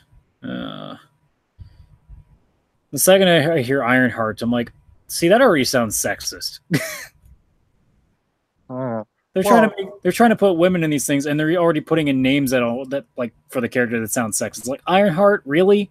That sounds like what somebody in the '90s like would do for like a Sailor Moon cartoon. Sailor Ironheart. Well, I mean, just in the sense of like how terrible like the naming is. Like that's fucking awful. It really is. Hmm. I kind of soured on Marvel Comics because I was reading the Drax the Destroyer standalone. I was expecting, oh, this is going to be like Wolverine, but in space, where he's going to be killing people for no reason. And we're talking about each other's feelings. Really, CM Punk? You wrote this? I Look, don't man. expect. I don't expect a pro wrestler to be writing something where we're talking about feelings. Well, when you got to go out with as fucked up a past as CM Punk is, you know, it's not that surprising, actually. Yeah. Guy's had a real fucked up life. Yeah. I can't really hate him for leaving the WWE like he did because if you're working year round and you're expected to take a back seat to Triple H or Dave Batista, who aren't even working in the ring, especially to Dave Batista, I who's mean, at the end of the day, wrestling's always going to be a political game. yeah. I think that's probably the reason why a lot of guys don't go back to the WWE. Well, you're seeing that now, where people can also make money without having to go there. So Yeah, like John Morrison, he's working in Mexico and he's doing quite well for himself. Oh hell, you just even take a look at Cody Rhodes. Yeah. Like the guy's making money hand over fist, even just from merch alone. He's doing more merch sales than he probably did in WWE. And WWE's got the mass marketing machine. Yep. I mean, like I got a buddy of mine who wrestles in the independents here in Canada, and he runs his own promotion. And the first time he met Cody, he ended up meeting him at an Evolve show down in Florida. And the way that my buddy works is that when he signs guys to his promotion to do shows, like it's only guys that he's ever met in person. He won't just take somebody based on what the resume is online. Or like his joke was, if you send me a resume, you're not getting hired because I need to see what you do. Yeah, that's kind of the thing. And he got Cody booked for a show, and everything was fine. Cody could not have been nicer to everybody else. And then when my buddy went to pay him, Cody just straight up refused. He didn't want to get paid. Wow. It's like, no, man, because it's such a small grassroots promotion. He understood what the promotion really meant, and to him, it was more. He almost felt like he was finally going back and paying his dues, I guess. Probably because he got in because of who his dad was. Yeah, because he'd been kind of living in that shadow. Yeah, it's kind of the thing I noticed back when they had like him, Ted DiBiase Jr. and what's his name, but they were called like the Legacy or wherever. What are you talking? Like the other like young guy or Randy? The other young guy that was like one of the the Samoan guys. Yeah, Manu, I think his name was the like one of the Wild Samoan kids. Yeah. And like seeing Ted DiBiase Jr. Oh, go ahead, Ben. What? I thought you were going to speak. No, I think that was an echo. Oh, it was an echo. I loaded it into the YouTube stream page. Yeah. Yeah, you notice it a lot of the times, especially. I mean, in wrestling, it's definitely prevalent. I think we're starting to see it a lot with sports now, where we're seeing a lot of kids of like famous guys, and their only goal realistically is just to kind of keep their head down and just not really ruffle any feathers, because they don't want people to just assume they got there because of their lineage. Yeah, like in Japan, you have to kind of earn it. They don't. That's the thing. It doesn't like somebody could be fucking Antonio Inoki's like grandson, and it ain't gonna matter. You're gonna go through the system the exact same way as everybody else. That's what I like about Japan's wrestling system. They're like, we don't care who your dad is. You're not your dad. It's like we don't care. We don't care what accolades you've had, and like, you know, it doesn't matter if you can bench press 500 pounds. Doesn't matter like if you can run like faster than anybody else. It's like, no, you go through the system like everybody else. The only exception to the rule is someone with such a famous name that there's no point in training them. Like they've been wrestling for 15 years. Like you're not going to put AJ Styles in a dojo. No. And then, well, Asuka from in WWE, she was on her way to becoming a good mainstay in the women's division. And then they signed Ronda Rousey because she can't really fight in the UFC anymore. Well, to be fair, Ronda's actually done really well. Yeah, but like Ronda's actually been a pleasant surprise. I think a lot of us, especially when WrestleMania came around this year, we all thought it was going to be a shit show. yeah. And it actually was probably the best match on the card, which is not really saying much because that show was terrible. Yeah. I just wish they'd stop burying Asuka because they spent a lot of time building her up. I wouldn't say they're burying her, they're just not using her. Yeah, they're not using her right. Because the problem is right now is, I think, even though they're supposed to be in this game of being completely progressive and whatever else, I think they're still in an age where they would rather just put the women that really look good over the women that can actually wrestle. Although Asuka's freaking cute. Well, yeah, but she's like normal woman cute. She's athletic woman cute. Like she has a little bit of body weight to her because she actually fucking works out and doesn't just, you know, sit at a toilet and throw up all day. Like you look at the girls they've signed as well from Japan, and Kairi Sane, aka Kairi Hojo, and then you have Io Shirai coming in, and then you have the other girls they put in for the Mae Young Classic.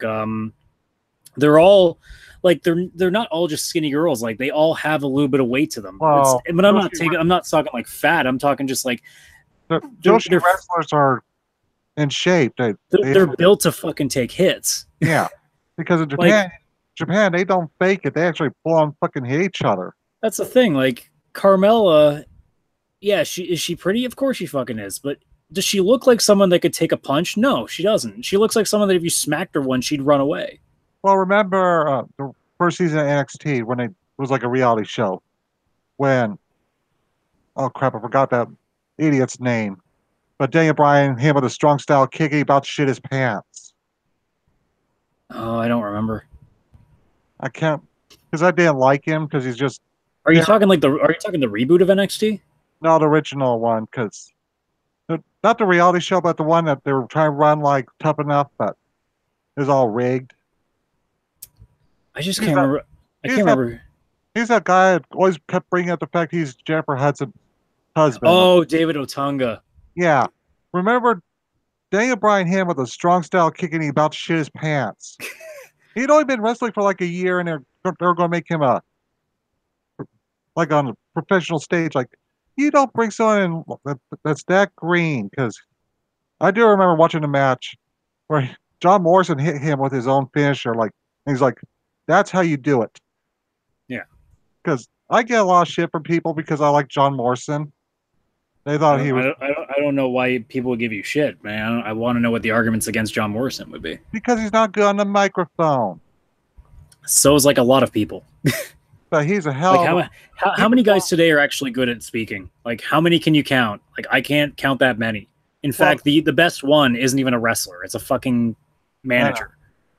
I know that's kind of the problem. They like when they try to get John Morrison time on the mic, it's like they're giving him John Cena's throwaway scripts. Like, well, that's the other problem too. Is they're scripting them, so you're getting people that also aren't great on the mic to begin with, and then you're giving them lines that they don't believe in.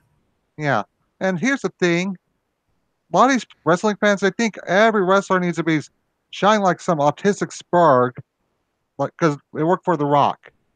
But The Rock isn't even that good. All he does is spout catchphrase, catchphrase, catchphrase. Well, that's what's all you need for a casual audience. That's all you need. Yeah. But the thing is, like when it came to the especially the Attitude Era back in the 90s, like Stone Cold Steve Austin, was he really the best talker? No. But what he did is he knew how to play the crowd. Yeah. Well, Steve Austin did more than just say a bunch of catchphrases in a row. Well, no, but he most of what he said was always the same thing, but he also had the charisma to do it, and you would never notice Yeah. that it was a very similarities to it. Yeah. And here's the thing I think people don't understand with John Morrison.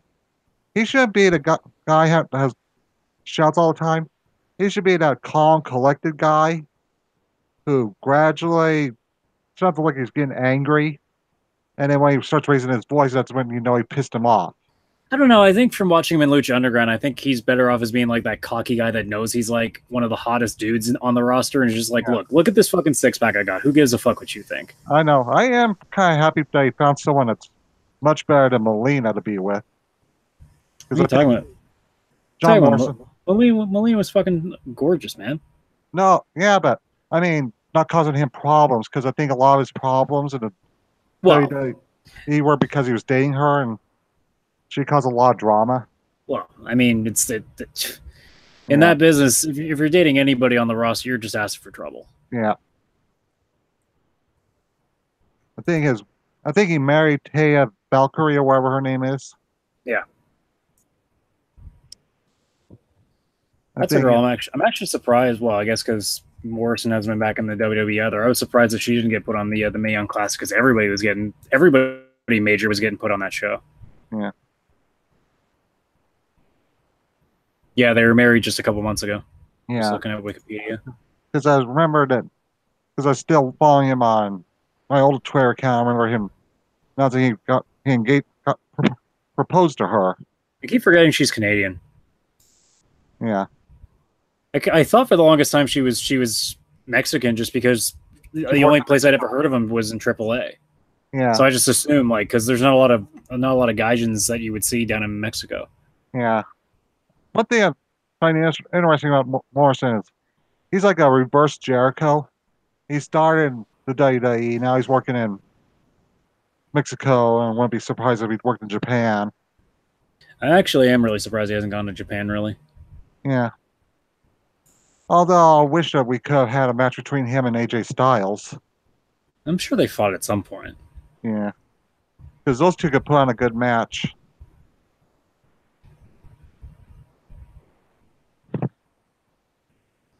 I think some people get too hung up on wrestlers being just good because they're good on the mic.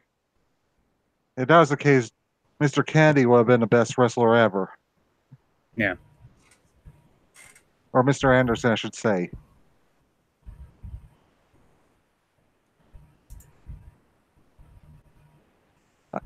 I do find his entrance kind of fun, where he introduces himself.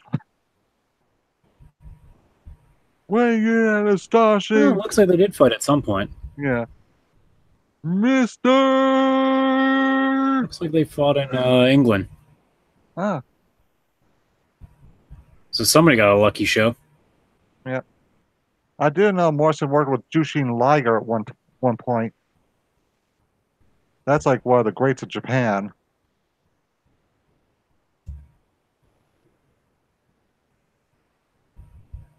Oh.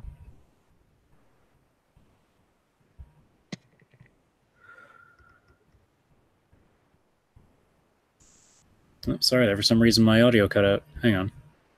There we go. I don't know what Diane happened. Tots Paladin. You're awfully quiet. It's hoping you talk more. Oh, I mean, well, you guys are talking about wrestling. I don't really know anything about wrestling. Is there anything you want to talk All about? you had to do is jump in and just be like, nerds. Yeah, you're supposed to be the guest tonight. I'm not mean like Fenny. Mm. How about we talk about mobile games? Mobile games are great. Although I'm mad right now because I tried to transfer my my FGO account from because my phone was like my mic always stopped working, so I had to get a replacement, and I tried the transfer code. Did you get the letters right? Because some might be wrong. Because they're like case sensitive, right? Yeah. Yeah, I tried that like a few times and it still wouldn't work. And so like yeah, so that's that. My account is right now up in the air. You're like, well, that was a good run. Yeah. It was a good like year. because I have Gene Alter. I try to keep my account backed up now. Her and Nobu, I should say. Yeah, I can't. Yeah, Oh, I actually never told you. I. So Kiyohime Lancer, right? Yeah. I got her to Noble Phantasm 5. Shit. I did a roll last night. I tried to get Mordred or Tamamo, and it gave me Heracles. Hey, well, I mean, at least I Heracles. mean, yeah, I got an MP2, but I don't really use him because I have Fran. Yeah, I choose Fran because she's cute and she deserves to be protected. and she has more of a farming Noble Phantasm Yeah. as well. But yeah, Heracles is more of a single target guy anyway, huh? yeah, he's more of like a you bring him to a boss stage because he's so um resilient. Yeah, like I just take Jane Alter with me everywhere because she's well, Ah, she's yeah, Gene Alter's great. I think and I was using your Gene during the uh was it the Oni event when yeah, you're trying to fight Ibaraki. yeah. Yeah, She great. hits hard against berserkers. Yeah, she does. I saw last night on Twitter that in Japan she's got a swimsuit now. Who It's does? Gene Alter. Really? Yeah. I'm about to start seeing all my star quartz for when that comes around. Yeah. Because she's basically my waifu. Her and Nobu. Her and Nobu got two waifus. My ruling for stuff like Fate Grand Order is you can have a waifu of every servant class. Oh yeah, okay, yeah, that works. Look, that was their So, goal. They're like, okay, we can't just have everybody just going after Saber. We got to give them options. yep. Nobu is freaking adorable. She's like To be Deadpool. to be fair, I've seen all the new ones, and I'm just like, no, I'm still good with Saber. I mean, I'm still gonna take Rin over the rest of them, but I mean, if I got to choose one of the summon, I'm gonna go with Saber anyway. My anaconda don't. My anaconda don't. That's what I think about when I think about Rin. You're like, there's that meme where King Arthur's or Arturia's going, I gotta bury my dick so hard here. Tozuka. Bury.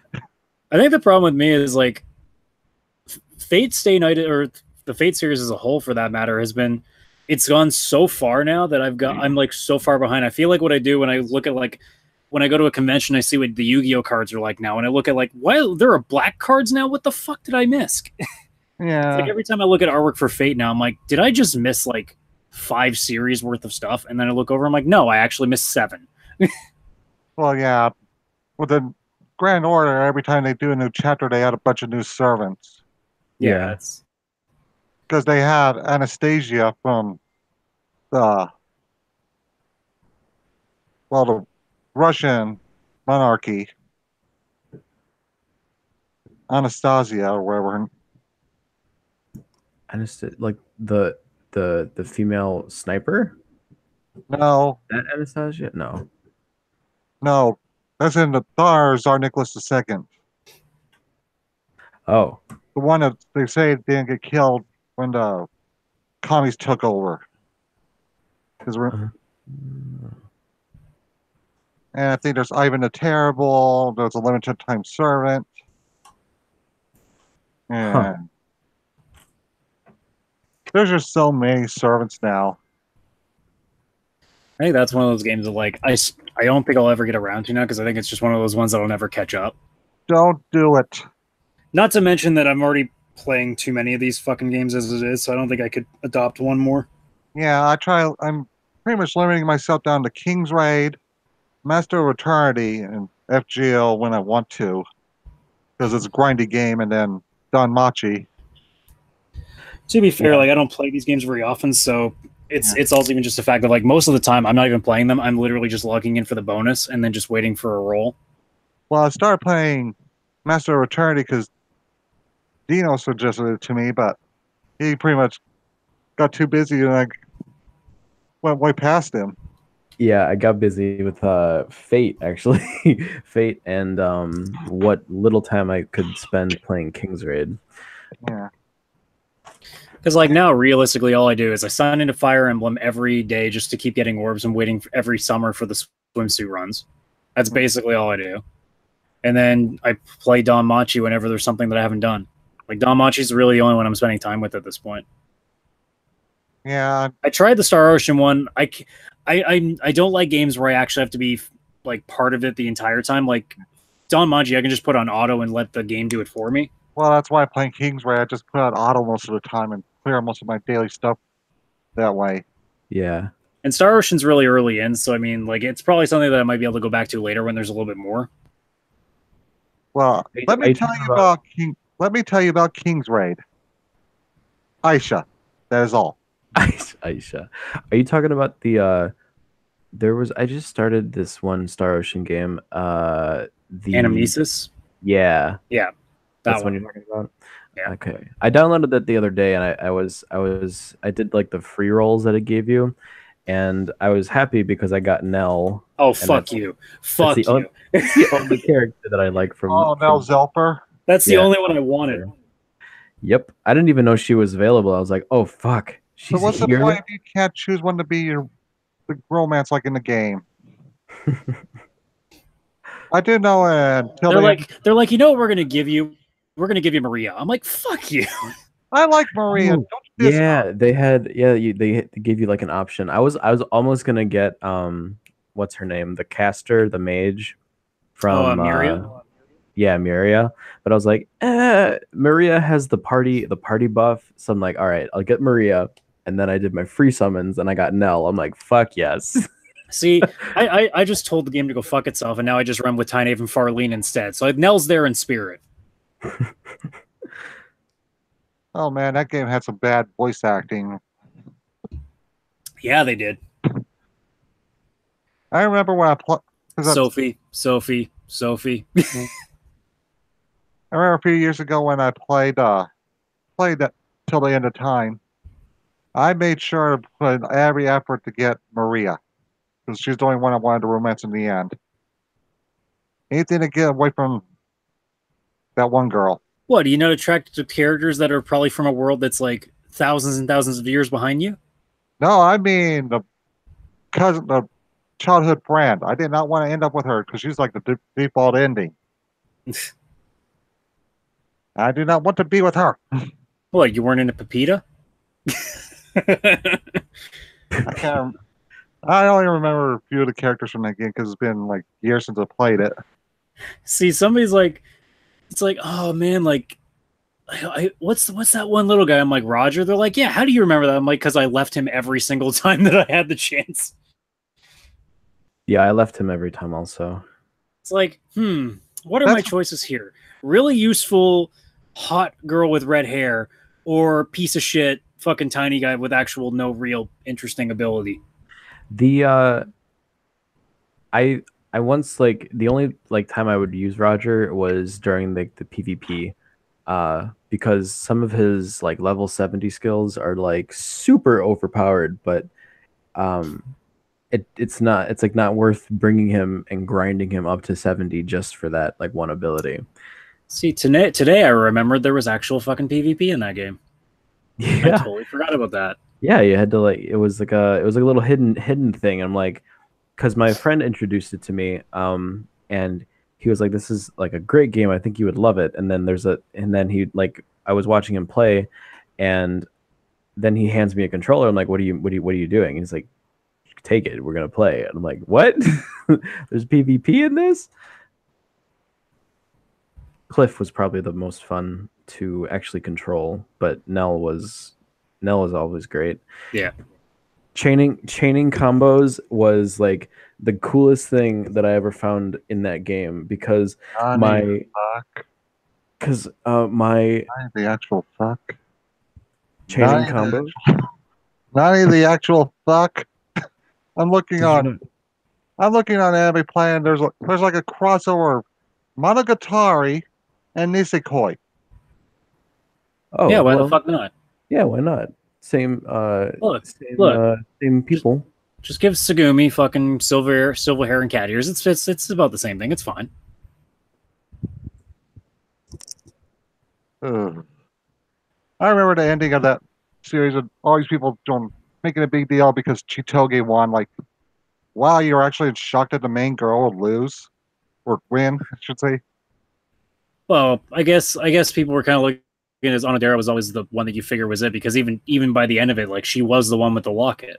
I know, with the key and like, I think it's the one thing that just pissed people off because the whole idea of that anime was the locket and that was the one true love, and they're just like, oh, I mean, anybody with any sense of anime love stories knew that wasn't going to be the end, but well, Dino has heard my many, many, many, many rants about Masamune-kun. Mm-hmm. Yeah, and how what's her name? Yoshino got screwed over. Yeah, look, Yoshina just look at it this way. It means those lovely breasts are all ours now. Well, true. But how dare they waste our time with a pointless plot twist? I will admit though that certain official art that came out after the anime ended kind of made me actually like Aki a little bit more. I'm like, oh, she actually is somewhat pretty. Because in the anime, I'm like, I don't give a shit. Well, she is pretty, but she's not exactly a great person. Well, the problem is that in the anime, like there almost never is a pretty moment with her anyway, because she either looks pissed off or she looks like she just doesn't care. So it's kind of hard. At least with some art, it's just like, okay, at least they try to make it look like she's smiling a little bit. Yeah. If they gave us her a better side earlier, people might have liked her more. I was still holding out for the fucking the classmate with red hair that looked like a tomboy. They never gave her a chance. I know that's how it always is. The ones that look like they have potential, they just leave on the side and they're never to be heard from again. I know, it's just sad. Just ask 90% of the women in sword art. Mm-hmm. I remember seeing arguments on forums about why Asuna's better than Sunon because she made soy sauce. And then the correct answer is none of them. They should all be dead. Well, actually, Sunon's actually a good girl. That show's garbage. I can't give any credit to that show. Which show? Sword Art. Oh, Sword Art. Which really bugged me because I was doing an anime panel at a convention a couple of weeks ago with a couple of guys. I don't know if you guys have heard of Glass Reflections on YouTube. Nope. No. But he's pretty prolific. He's got a couple 100,000 subs, if I'm not mistaken. And he was telling me that Sword Art, the newest one, Gun Gale or whatever. Yeah. Like it's actually really fucking good. It is. I'm like, wait, you're trying to tell me something with a Sword Art name in it and it actually has quality? It had great quality. I actually enjoyed watching it. That really pissed me off hearing that because I'm like, great, now I have to watch it just to prove to myself that it's actually good. Here's the thing. I actually enjoyed watching each episode. Sword Art Online, I was like, ugh. Just make it end. See, I never watched Sword Art Online until recently, and this is after watching Log Horizon. And all I thought every time I was watching Sword Art, I'm like, Log Horizon does this so much better. Well, you can't compare it to Log Horizon because it's actually written by someone with talent. Well, that and Log Horizon doesn't decide to spend a whole storyline about, rape. So, there's that. Rape everywhere. Yeah. In the case Log Horizon was the first season was great, but then the second season I dropped because it got boring like real fast. Like I haven't finished the second season. I actually was really enjoying it just because I liked the direction that was going, where it's like it was more about actually acclimatizing themselves rather than anything else, which I thought is an interesting concept because I've never seen that. I always like to make this comparison when I'm talking about the differences. Sword Art Online, kill everyone. Log Horizon, let's agree to these terms and conditions. Let's try to live together. Government. And it's just like I love the idea that the first goal in the second season is we're going to own the bank. It's like we're going to have control of the money. I'm like, See, no one in a game would ever think about that part. They would just be like, I'm just going to farm like this same insect over and over again and sell the materials. The game's like, no, let's just actually fucking own the bank. I'm like, that's fucking smart. It really was. I'm not And gonna the fact that it spoil was like some secret raid that they'd never seen before, I'm like, that's fucking cool. Like somebody actually put thought into this shit. It's a shame that the author's in prison right now for tax evasion. Huh. Really? Yeah, he wasn't paying his taxes and now he's in prison right now. Damn. That's a shame because I actually like Log Horizon. It's just like, oh, that's really cool. It's like, and people think it's like a VR MMO. No, they were playing like a desktop MMO game, and they wake up in this world.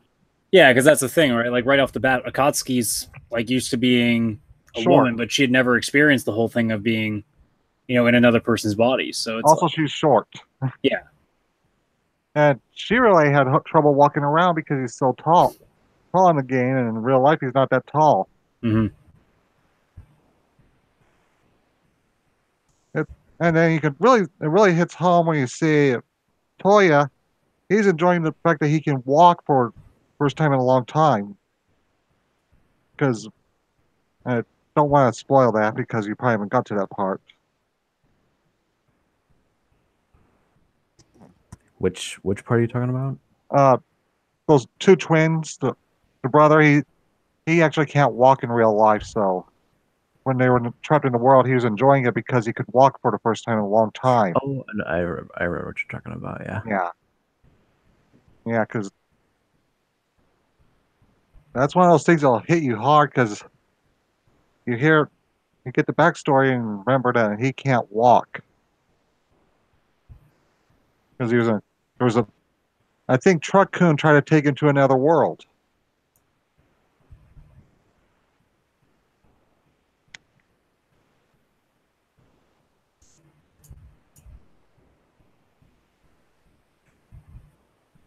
I really need to get caught up on my anime because next season is when they start Index 3. I haven't watched anime in so long. I really want to marathon what is it called? It's one of the shows that Bashi can't like stop talking about. I think it's called Natsume Eugene Show, which is Natsume's Book of Friends. Uh, I think it's like 7 seasons right now. I'm like, all right, that's cool. Yeah, that's something I can't do. It's the one with the cat. Is it a cat? Yeah, Maybe? It's got the calico cat in it. Yeah. I love slice of life. Like, what was that one? Was it Little Witch? No, Witch in Training. What is it called?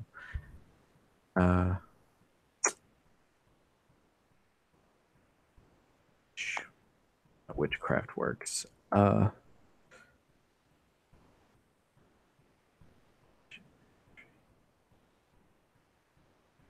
See, yes, you might find this interesting. Dino owns a loot server. A what? He owns a Discord server just for loots. Oh, why the fuck not? Flying Witch. That's what it's called. Flying Witch is really good. Yeah, I'm like 3 episodes in. Like that and Eurocamp from a couple seasons ago. Those are easily the 2 best ones for just literally just turning your brain off.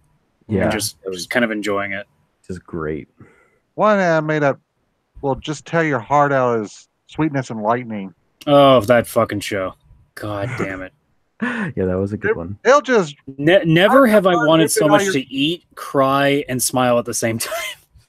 I know, because the episode when Tsumugi finally realizes her mom is dad, it just destroys you. You're like... Yeah. And like the first 20 minutes, the first episode, you're just like, oh. I think here's the thing. I pretty much knew that was a thing because, okay, my brain went, okay, so it's a little girl and a father. Anime has a real thing of liking dead parents. But here's the thing about Japan. They actually do a series about single fathers. You don't really see that in the West anymore. which is kind of. I mean, I'm just at the point now where like just on the basis of I'm just tired of it, I automatically dock points for any anime that decides to have a dead parent storyline. I can't stand it anymore because it's so overdone. As a no for you. I'm just there's so many animes too where it doesn't belong in there. Yeah. Like Haruka Receive, the beach volleyball anime, literally has like dead parents in it. It's like there's no reason for that. It does? Why? It's one of the main characters, her parents are dead, so she's living with her grandmother. I'm like, why does that need to be a thing? Oh, I read the manga for that. Like, I'm actually really enjoying that show, but the first episode when they reveal it, like, oh yeah, her parents passed away in an accident. I'm like, who fucking cares? Stop doing that. That's supposed to be the series that makes it so we don't have to have a mandatory beach episode in every fucking anime. Yeah, they were smart about it. They were just like, fuck it, that's every episode. And I'm like, I'm okay with that. That's kind of the thing that soured a lot of people on Classroom of the Elite when they had to take a story arc from a later volume, shove it in earlier arc. Also, they had to shove that Horikita character into every fucking piece of story because she's clearly a love interest and not crap. I can't remember her name. I don't know the show. Karuizawa. Okay. Yeah. She's a kind of Gyaru looking girl. Because of later volumes, the main character basically goes all yandere and about protecting her. Yeah.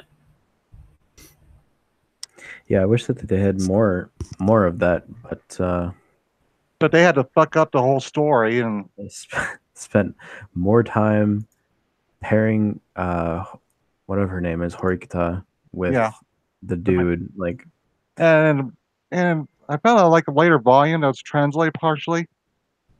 He fucking hates her. He just sees her as a useful idiot. Mm-hmm. Yeah, it was like at the end of the first season, he was just like, when she was like, I see you as like as an ally or like a friend, and he's like, well, you got that wrong because I think you're a tool. Yeah, he doesn't care for her. He's like, you're just a tool to be used. Because he's a sociopath. He really is. Because what the way he does with Karuizawa is he practically almost lets her get raped to get her loyalty by rescuing her. True. Because you know that works. And of course, he beats the shit out of that guy from the Class C, and his big black guy. He goes in there and just beats the shit out of all of them at once. It's actually kind of satisfying. It was really nice to see that, like, a random fight scene. Like, I hadn't seen something that satisfying to watch, like as in terms of fight scenes, since like the third, maybe second episode of Guilty Crown, when the blonde dude just like beats the shit out of like 7 dudes. Wow.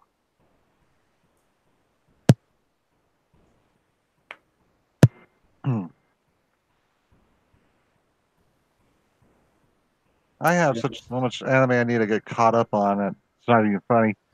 I still have a season of Love Tyrant to finish. Oh, I love that show. Of which one? Love Tyrant. Like that has a feel of like a real like a good classic like early 2000s like late 90s anime. I love that. It's a good like throwback. I know it's interesting because the main character is not really interested in relationships or something like that. And no, I think he actually is interested in Akane.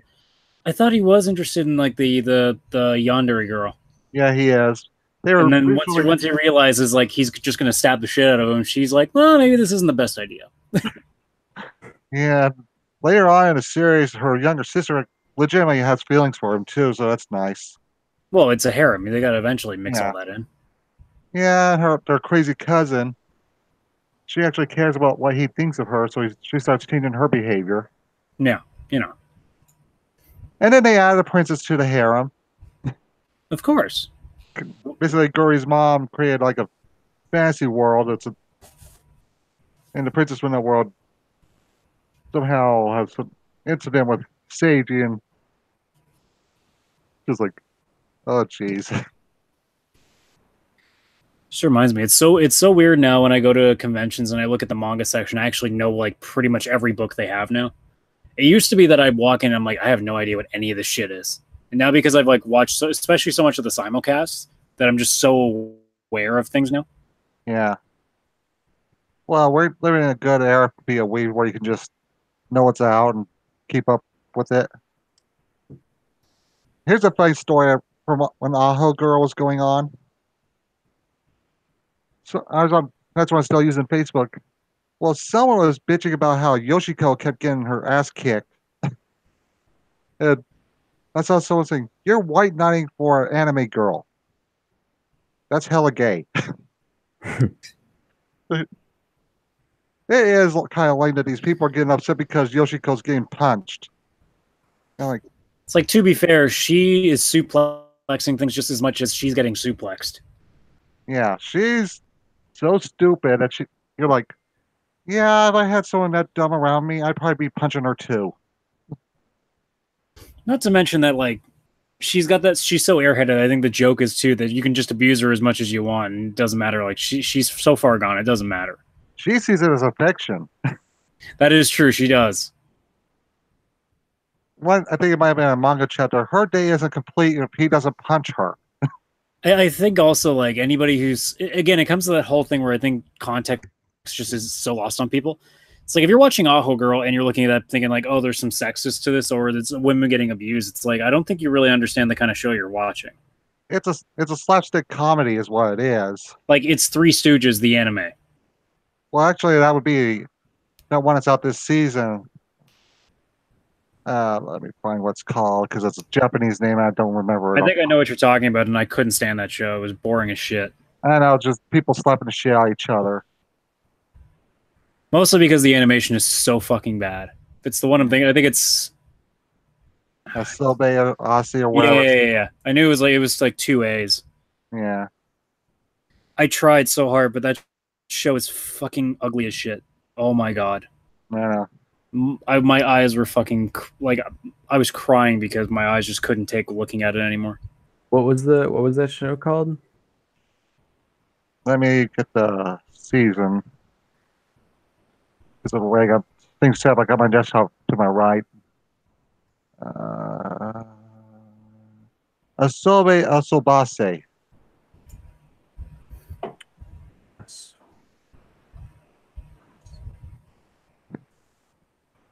But And even then, like, the jokes aren't even that good. no.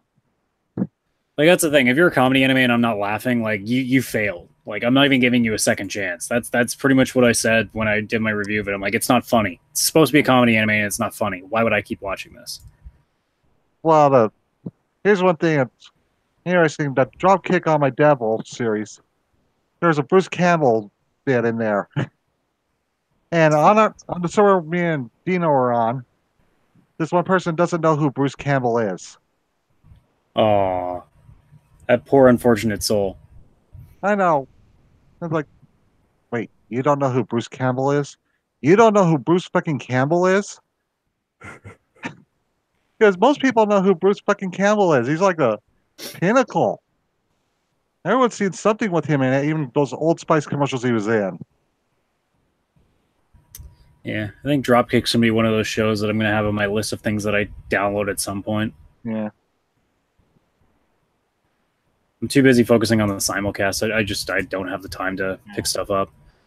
Granted, the list keeps getting smaller. I think I'm down to like 8 that I'm watching this season. Yeah. Anymore, I just try to keep my list down to stuff that legitimately gets me interested. Like, and I still need to get caught up on Overlord so I can watch the new season, but Yeah, it's down to 8 now because I dropped Hanabato this week. The badminton one. yeah. I mean, the way that people are going to get so like I keep wanting to make a video about it, but I just can't get my lazy ass around to do it. I want to do a video like first impressioning the first 3 episodes of both Hanabato and Haruka Receive and actually explain to people why an anime that is literally just beach butts is still better than Hanabado, because at least Haruka Receive actually tries to be fun. Well, don't they usually have those? Because you always see those gifs of someone getting their ass slapped. Yeah. But the problem that I have with Hanabado, and maybe it's just me, because I mean, maybe even just my taste and what I expect in anime is a little bit different, but I'm so tired of shows that are trying so hard to depress me. I know. And like Hanabado is literally like, here's like this really fun sounding intro, and like the characters are smiling a lot, and the pictures make it look like, oh, it's going to be a pretty fun thing. And literally every character is pissed off about something. Everyone hates everyone. Like there's almost no character I can like in that show. The only reason I would probably watch Hanabado is because of that pink-haired girl. Have I have a type. Have I seen this girl yet? I think she's been in there for like one episode. Yeah. Trying to think. Pink hair. Oh, I remember. Yeah, no, she's a bit of a bitch. Have we met? You know, that's my type, bitch. That's why I'm the Soon King. Yeah. But not that kind of bitch. Just more just like, eh. As long as she's more likable than Louise, I'll take it. Then who? Louise from Familiar Zero. Oh. I can't finish that series because she's just being the shit out of Sato left and right. Oh man. Well, I've never watched that show, but I've seen so much art of her that I'm like, I think I'll just stick to the art because I don't think you can top the art. Yeah. Oh, they're doing Castlevania Season 2. Maybe it'll be more than 4 fucking episodes this time. Well, yeah, they'll probably be more than 4 episodes, but Netflix won't give it to you for another 8 months. I know. Because just when things are starting to get interesting, no more. Well, everybody keeps telling me, it's like, oh, you need to watch this show. I'm like, well, what's it on? They're like, Netflix. I'm like, why the fuck would I watch it? It's like, why am I supporting anime on Netflix? I shouldn't be, because Netflix doesn't want to simulcast it. I know. And they don't try to get really interesting anime. They're like getting all the normie bitch tier shit. Well, to be fair, that's their audience. I know. But like, it was explained to me that like Netflix is not really actually trying to do anime that hard. What they're really doing is they're just trying to take a piece of the market that they know they can take a shot at. I know. And what they're doing is, for anything they get for simulcast, is they don't have a staff to put in the work. Like Crunchyroll has a big staff to get all these things subtitled. Yeah. Just same with Hulu. Hulu's got a lot of simulcast too. But Netflix, they think, fuck it. Like we can just wait till it's all done and do it in one fell swoop, and we can also release it alongside with a dub. And then they'll claim as a Netflix original. Yeah, that too. Then Crunchyroll is just like, well, we work with Funimation, so we'll do a sub, and then Funimation will start working on a dub, and it'll be out 3 to 4 weeks after. And then there'll be some feminist talking points in the dub. Yeah. But like, people keep telling me like, you need to try this service out. I'm like, I'm not going to do Netflix because I don't care. They're not doing it properly. I don't care about Amazon because their prices are fucking me in the ass. Well, here's something that really annoyed me several months back when all these media outlets were like, this actor likes anime, and the actor does a list of their favorite anime. It's like all the normal stuff like Naruto, Dragon Ball, Bleach. Like, you're not impressing me. Don't you have a Crunchyroll account? Don't you have people that care about what you watch? Well, it's like that argument that people are putting out, like when, say, like Michael B. Jackson and other people like that were coming out, and they're like, "Well, he's only talking about the big points." I'm like, yeah, they're kind of doing themselves a disservice by only talking about basically the stuff that's on the front page. Yeah. Like I have no problem with it that much, but I think that you're opening yourself up to criticism when you're basically just watching whatever's trendy. Yeah. Because the anime fandom is one that's very tight knit. Like it's hard to get in. And here's the thing that these media outlets are like, they're like us. Like, oh hell no, they're not like us. Where's the fucking Amagami? Because that's like one of those anime that deep weebs have watched. Look, you can't take him seriously unless he's got a Hestia mouse pad. Yep. Unless they list Don Machi as one of their favorite shows, they're not one of us. Look, if they list shows and a harem anime isn't included in any of them, I don't think they're telling the truth. Nope. Everybody's watched that one shitty harem that they somehow like for some reason.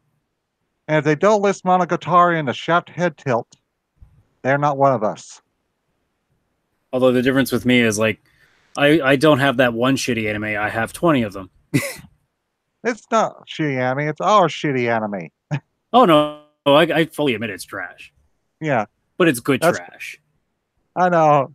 Well, one time I said that, I was like, some other time when like my anime listed that these normie tier shows, these actors like, I'm like, I'm not being elitist. I like trash. I watch harem, so I'm not like some kind of gatekeeper. The shit I watch is shit. Well, I mean, I would even say like some people say it's gatekeeping. I think it's more along the lines of like we're kind of aware that people are like the anime market is becoming a thing now. Like it's actually making progress here in the West. Yeah. So it's not surprising that people with a bit of savviness to them are looking at that, being like, "Oh, I watch Dragon Ball." So I mean, they'll try to put their name in the ring. Now, I'm not saying that Michael B. Jordan, for example, isn't watching a ton of anime. I'm just saying it's grounds for suspicion when all you list are the stuff that you would see in the top 5 on Crunchyroll's website at this point. Yeah. Like if I'm, because my mom has Hulu, so I just watch Hulu, but I have to go to the A to Z because all of a sudden you have to go scrolling for a while to get past all the normie shit. Yeah. I mean, it's not to say that if you just watch Naruto, Dragon Ball, and those level shows that you're not an anime fan. The difference is that if you want to make yourself like the claim that you're a member of the community and that you're like someone that's really deep into it, you kind of got to list more than a couple of like trendy and popular shows. Like you got to give us that one that like people have to actually Google because they haven't heard of that one. If I can literally think that like a casual person can name all the shows you've listed, you might not be looking that deep. Yeah. There's actually just a video that I just watched the other day, like the life cycle of an anime fan, and it's kind of like what you were saying. Like the beginning stages of a person who has only watched a few shows is labeled as like a casual, and just like all anime that they watch is good anime, and then eventually they start to see that a lot of the anime that they watch are the same, and they just start to develop like their own taste and whatever. So like I wouldn't say that they're not part of the community. It's just like they're like little babies. They're dipping their toe in the water. They're little babies. Oh, look at the little baby still getting used to the anime. They've got the water wings on, so they're still in the shallow end. Meanwhile, we're diving deep into anime titty. Well, look, until they've watched Infinite Stratos and then follow it up by watching Anohana, just so they can get both ends of the spectrum, and then a little bit of Gurren Lagann just for good measure. What if I watched Infinite Stratos then Grisaya? That's not really that much of a change. You're just getting more tits. I've actually never watched Infinite Stratus. I was like, this is a show about a dude using women to pilot or whatever, mecha, whatever. And I'm like, okay, well that doesn't seem that great. That's not what it is. I was gonna say no. It's pretty much like Light Gundam. Yeah, they got power armor, and he's like the only guy in the world that can pilot one. Because generally only women can do it. Because it's convenient. I mean, in all honesty, like Infinite Stratos is one of those shows that I understand why people could ever look at it as trash. Like, and I kind of wear that as a badge of honor that it is pretty trash. But like, oddly enough, it's one of the few shows that I'll actually watch the dub of over the subtitles. Because the dub, actually, they make an effort to have people use proper accents. So for there being a German character and a British character and a French character, they actually put in, I mean, it's still somewhat campy accents, but at least they do the effort of trying. Whereas most of the time, they all just speak good English. I tried to watch the dub, but I watched the dub first, and Charlotte sounds so much cuter in Japanese. I just can't. I can't watch any dub. The only dub that I've ever watched was the Elfin Lied dub, and that was only because the subs that were available at the time were garbage. So I think nowadays we're at a point that it's really hard to get into dubs because there's so many good voice actors in the Japanese versions of things that there's no point. The most of the time when it comes to shows with the dubs, like you go back to the really old stuff like Cowboy Bebop and Trigun, because they weren't there was no budget behind it, so they were just doing it for fun, and they had a blast making them. Well, dubs, you can't get Hanakana startled sounds. And plus, like English voice actors, they can't emote. It's like they can't. They're like, they They really try, but like it's horrible. Yeah, I mean, And if you try to get like voice actors to do characters from comic girls, they're gonna fail miserably. Well, Dino knows about this, but King's Raid, Aisha is voiced by Sindhu Kahara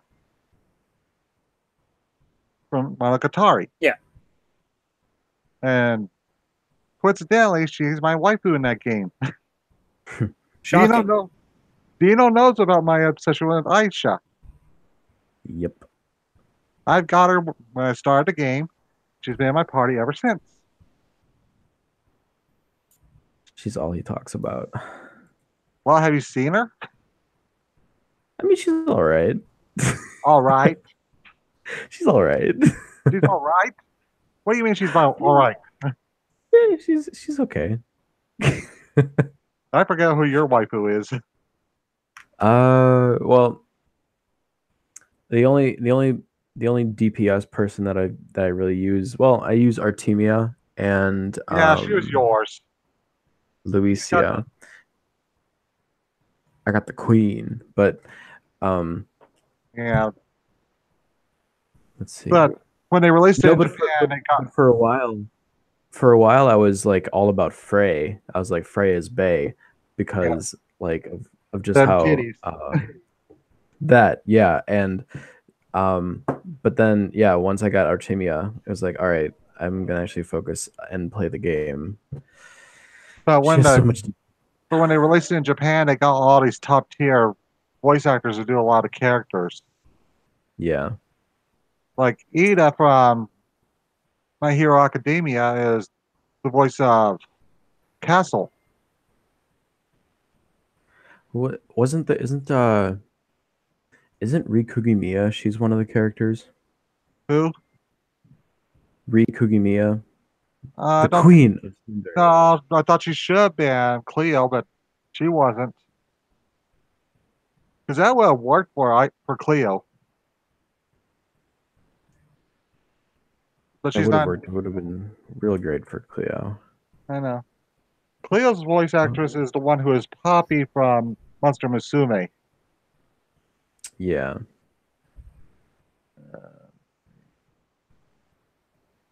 I know she's done a lot of other characters. Let's see.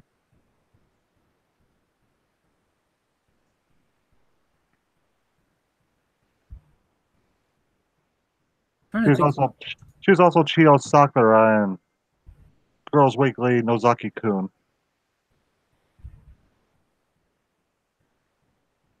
Trying to actually think who I consider my waifu because mine's constantly changing. Yeah.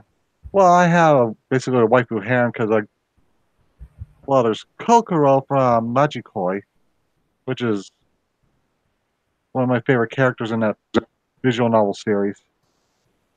She's also voiced by the woman who did Michiru and Grisaia. Because I mean, like, if I take it seriously, I probably go with Kuan from oh my god, it's a long ass fucking name. Utara Rumino. I think it's Utara Rumino. It's a fucking long ass name. Jesus Christ. Oh, I know what you're talking about. Utawa Rei Rumino. Yeah. Fuck, that's a mouthful. But I still go back to Charlotte from Infinite Stratos. It's just like the character that I attached to so much when I watched that anime. Most people have Charlotte Dunois as their waifu. Nick, who's on Tadachi servers, has her as a waifu. Yeah. So here's a mouthful for a new series that's coming out because it's based on a light novel, of course. The one I love is my little sister, but she's not my little sister, or not a little sister. That sounds like every sounds like every Imuto anime. What Japan and incest? Look, Japan is a country of taboos. It's just how I know. it is. I know. I was just like, good God. I don't mind it, but I get a little bit annoyed when Emoto is like Moni on Moe. you know. Well, look, if people didn't like era manga so much, they'd stop doing it. Well, what I hate with the incest angle in a lot of these series is like when you got the emoto that's practically taking out ad space to let people know she loves her brother. Like, could you dial it back I mean, just that's a like little bit? sounds. Oh I mean, man. it sounds like another Oni Eye, basically. Yeah, Only Eyes. Why I tried to watch it, but uh, could you just dial it back a little bit? We get that you're wanting to fuck your brother, but No, that was great. And the best part was at the end of the entire season, he reveals that they're not actually blood related. yeah, Yeah, I'm like, that was kind oh, he basically tells at the end of the series, like, look, we're not actually blood related, but I'll never tell her because I know she'll rape me the second that she knows. yeah. and then you got Aramanga Sensei, and it's like, did you not learn anything from Orimo? It's not that people didn't like Kirino, they just preferred Ruri. And you're doing the same fucking thing again. People, is that they hate Sagiri? No, I think they knew what they were doing. They're like, look, we know exactly what you guys hate about it, so we're gonna do it twice just to remind you that how much you hate it. I know, because I kind of read the series a little bit. Like, I They really like intent Elle.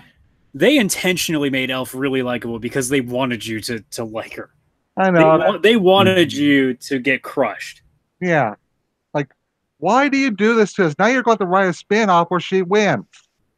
It's all right though. They put Claris music in it again, so I'm good. I'll accept whatever they throw at it. If I find it as a show as Claris as its OP, I'm like, okay, I'm gonna have to check out the show and give it time because clearly, if they can get them on board of this, it's gonna be good. Here's a thing that gets on my nerves. Speaking of openings, every time there's a while back, Index 3 was first announced, and everyone's suggesting Lisa to do the opening. Like, she doesn't have to do every fucking anime opening. I was gonna say I don't think I have enough hands to count how many shows I've watched that she's done the OP of. I think we need to give her a break. I know. I'm like, I don't hate her, but can we have someone else do an opening for once? Because you're making me hate her. I think I've eventually just realized that like a lot of the shows, like, oh, this is the same woman. Yeah. It's not I that think she's I'm finally getting to that point too where I'm actually starting to recognize voices and I'm starting to recognize music. yeah. Because it used to just be that it's like, okay, this is a new band. Oh, this is a new band. This is really cool. Now I'm like, oh, it's another fucking OXT song. Or like, oh, here's Myth and Royd again. I'm not opposed to Myth and Royd or any of these bands, but it's like, oh wow, they're actually repeating stuff. I know. Well, I would like to see Aldius or Unlucky Morpheus does music for the Toho series, so I don't know when I'm going to suggest that. I think it just depends on what the writer's like. I guess a lot of them aren't paying attention to stuff like Alias and Bandmade and stuff like that. I know. Like, Paladin knows about my obsession with Sawa from Aldius, Yes, I do. and my obsession with Fuki. With who? Fuki from Unlucky Morpheus, Oh, yes. Hmm. because I listen to all her music. All right, let's take a Actually, test. Let's see if I can piss off Fenny for a moment. Baby Metal's better. Nani the fuck. Baby Metal They just have won. two albums. Just won a They just won a competition recently. Oh, did they? Yeah, they just won. It was like some international metal contest or metal Yeah, concert. International And I World guess, Cup of Metal, and they beat out yeah, that stuff was. like Mhm. Within Temptation and Iron Maiden. Like, Well, let's see. Let's see who they competed with. I'm literally pulling up this article now because now I'm curious. Okay, so let's see.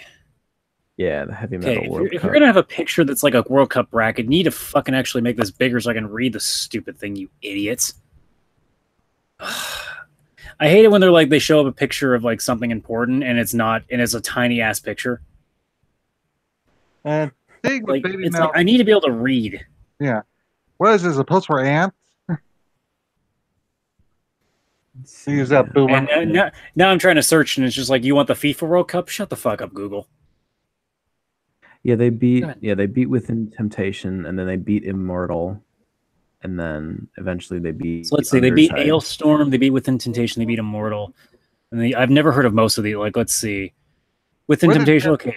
Ailstorm I've heard of, but I haven't listened to them. So whatever. Baby Metal gets a pass. Within Temptation, it gets Avenged Sevenfold. Yeah, Avenged is overrated. I'll take Within Temptation. Mirror and Bullet for My Valentine. I don't know what Mirror is, but I hate Bullet for My Valentine, so they get the pass. Gojira and Immortal, I couldn't carry either way. Sepultura and I can't read this. Is it Burger Kill? What the fuck? I don't know. Sepultura should be winning though. The fact that okay, I'm just looking further down. Like I don't know any of these other bands, but I just see Rammstein beating Iron Maiden, and I want to know who the fuck voted. Yeah, probably a bunch of normies. Like any like the fact that Iron Maiden didn't even get past the first round is telling me that somebody wasn't voting. Well, I'm gonna post a link to all these videos so you can see why I like them. I just want to know how they pick some of these bands. Like, because if you're taking a serious fucking like World Cup of metal, like there's so many better bands. I know. Baby Metal's not even really a metal band. They're like a idol unit. Like, and the fact they picked Avenged as the one from the States, I'm like, really? That's what you picked from the States? Like, you could have picked anything else, but you picked Avenged. Yeah, they could. For fuck's sake, they could have picked Metallica. Yeah, like there you go. Metallica, Megadeth, fuck, like it's insane. Like some of these things, like even Slayer. Yeah, Slayer could have done it. Ugh. I mean, I'm okay with Baby Metal winning, but I mean, like, I'm just looking at the field, being like, they didn't even have to face anybody really that difficult. No. I'm looking like I don't like the only one that really feels like a challenge. Like I'm gonna have to check out Immortal and Underside just to see, but Within Temptation is the only one that I knew that they ever faced, and Within Temptation is good in burst, but they're not that great. No. There's like one album of theirs I really like that I actually legally bought. Yeah. It's the one with the song they did with Tarja. But there are better acts from Japan than Baby Metal. Bandmade, Aldius, Mary's Blood, Destros. Out of the box. But I posted in the side chat a link to an Aldius video if you want to listen. Sometimes I really hate Google. Yep. I'm like trying to find other bands that I would have put in there. So I'm like, best metal bands not from America, and the first 5 articles are 10 best American metal bands. Fuck's sake. Crypteria could have been from like Germany. God damn it. But it's just like, and Baby Metal's not even really that good. There's actually this one that, sadly, the idols that they had in Candy Syrup, or how you pronounce it, they all graduated, so they're going to bring in some new ones, which is a shame because the ones they had were really good. Yeah. That's what sucks about the idol stuff is they graduate them. That's the thing. Baby Metal is one of those acts that I'm like, please don't fuck with that band. Yeah, they didn't because they understand that Stu Metal's what makes it. Yeah. I don't hate Baby Metal. Just wish people would stop bringing them up when you mention Japanese metal. Well, if they stop being so good. Well, they got 2 albums. Yeah. And they're 2 really good albums. Yeah, but bandmates kind of like forced since Baby Metal's last album. Well, I don't know. Tell the record companies in Japan to start pushing them further out west. Well, girls from because you got to understand the reason that Baby Metal is popular is not because they're the best band; it's because they were the most marketed.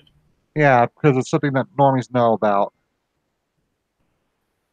and bandmates still like this secret that the more Weeb type people know about. I'm so pissed to this day, like that I missed Baby Metal like long before when they were starting out and coming into Canada because they have not made any major shows in Canada in forever. The way I learned about Baby Metal was when Mr. America was still Internet Aristocrat, and he played one of their performances at the end of one of his videos about things about on the cultural appropriation video, and he played it at the end just to say, "This is what kind of stuff I like. I don't care if it's cultural appropriation. I like it." And then eventually I got bored with them and started looking at other bands because I found something similar. Because there's only so often you can listen to the same two albums before you get bored of it. Yeah. And that's how I found Aldius, because it came up on a list. And I saw a picture of Aldius Reno, the lead singer. She looks like a Gyaru in this picture. She's got like fake eyelashes, a cocktail dress, a lot of makeup, and done up hair. I'm like, oh, it's probably a bunch of girly rock. And it's like full on metal. Yeah, like it's fucking infuriating. They have not been to Canada since 2015. That's fucking infuriating. They've been to every other place in the fucking U.S. Maybe they're avoiding Justin Trudeau. I wouldn't blame anybody. I'm not going to get political. I'm just going to say that because it's always fun to take a jab at Justine Trudeau and his fake eyebrows. You don't even have to take a shot at him anymore. The rest of the government's doing a terrible job. They just fucked things up with Saudi Arabia the other day. Conceptualize my amazement. I mean, I'll keep it short. They took a shot at Saudi Arabia because obviously Saudi Arabia has some pretty shitty ways that they treat women over there. The problem is I think the government here in Canada needs to understand that if you're trading with a country, you don't fucking piss them off. It's that simple. If you're doing free trade with somebody, don't piss them off. Yep. Not that hard. But my country's kind of retarded in that light. Yeah. They would rather be virtuous than, keep our economy from being in the shitter. Oh, Canada, cuck land of the north. Yeah, it's no better where you guys are. Oh, yeah. It's a shithole everywhere here in the West. Doesn't really matter at this point. And it's spreading. England's not doing that well. What you mean to tell me is virtue signaling destroys countries. Not even necessarily that. It's just there's just not a focus on the right issues anymore. It's outrage culture. It's outrage culture before anything else. I don't know. I do like at the Portland protests over the weekend. You see, there's this picture of this police officer that's like, oh fuck yes, I get to smash their heads in. What's the thing? Like again, it becomes a real joke that there's two sides, and the story is always that how violent the right is, and the reality was the cops never did anything except towards the Antifa left. Yeah, because when the right are a lot more quiet and peaceful about it, and it's not necessarily that so much as they just don't instigate. Yeah, they'll fight when you challenge them to a fight, but they won't start it because they know better not to start it. Isn't that guy that Rupio Deck still in a coma? I have no idea. I don't even know what you're talking about. Well, he's the guy that they were calling One Punch Man because that guy came swinging a baton at him, and he just that. I think I heard that the guy he punched is still in a coma or something like that. I heard about it, but I didn't actually see the video yet. Oh man, I got the gist of it. Yeah. But no, it's just silly. Yeah, I try not to get too into politics anymore because it's just like depressing. It's not even depressing so much as it's just a headache. Yeah, and that's why I don't try to bring up Gamergate with Paladin because it's one thing we disagree on. Oh, with who? You. Oh, with me? Yeah, because you're anti-Gamergate and I'm more pro. So I try not to bring it up because it's the one thing we argue on. Were we arguing about it though? I was gonna say, now I'm curious. Well, we had like small arguments about it in the past. Oh. So I try not to really. I try not to bring it up too much because I'd rather get along with you than get into arguments or some stupid internet drama. I just thought that I just thought that the Gamergate, that whole thing was like you had Anita and all that stuff going on, but then there was the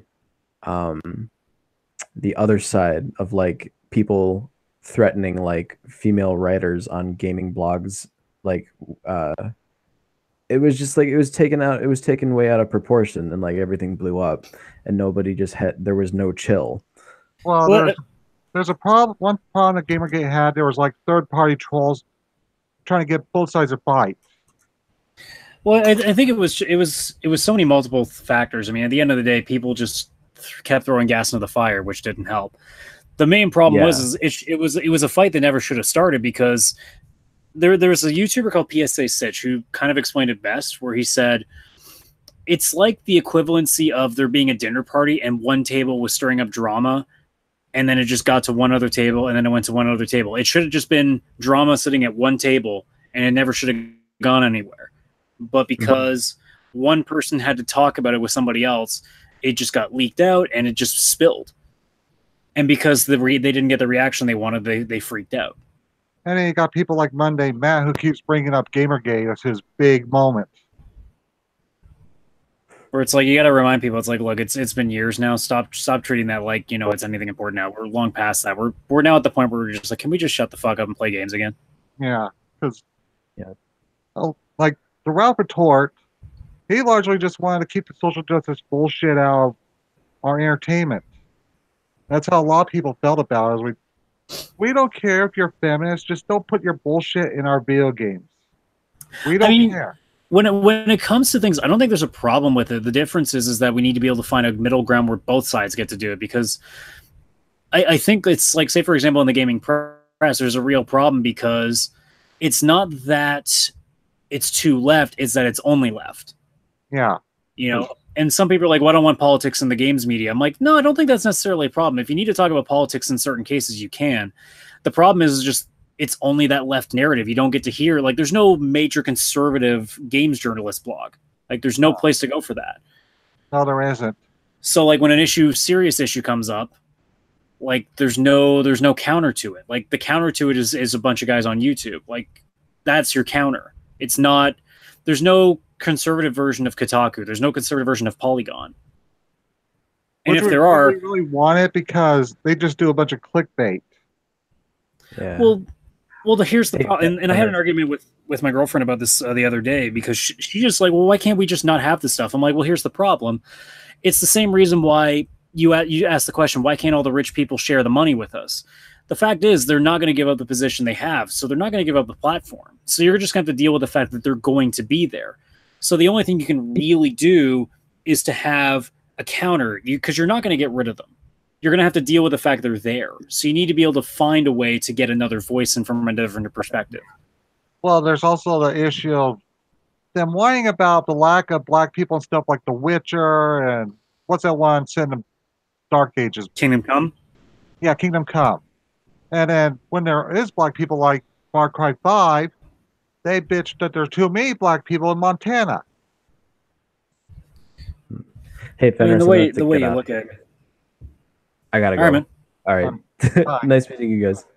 Yeah, cheers. Nice meeting you. We'll do this again. Yeah, man. I gotta take off though. But yeah, it was nice. Later. See ya. Yeah. That was kind of a stupid thing about Kingdom Come Deliverance, that they were bitching that there aren't any black people. Like, well, you do know what century this is in, right? Well, that's the thing.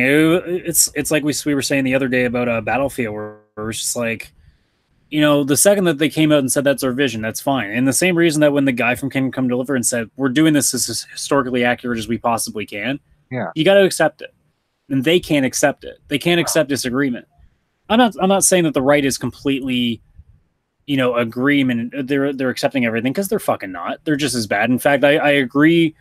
I can't remember who said this, but somebody had said when it comes to the online behavior, the right is far worse than the left, because the right is far more violent and like accusatory in their claims. But in terms of actual activism on the streets, it's definitely the left by far, because the left is also a lot easier at getting a group together. Yeah. But I mean, in the way that you look at it, like the left The problem is that the left just doesn't agree with anything that isn't their own. The right will try, but if you piss off the right in any sense, then they'll stop agreeing with you. The left just doesn't want to agree at all. They don't want to talk, period. The right will allow you to try to talk, and then if you piss them off, then they'll shut off. Yeah, that's pretty much it. Because I don't really like to bring my politics up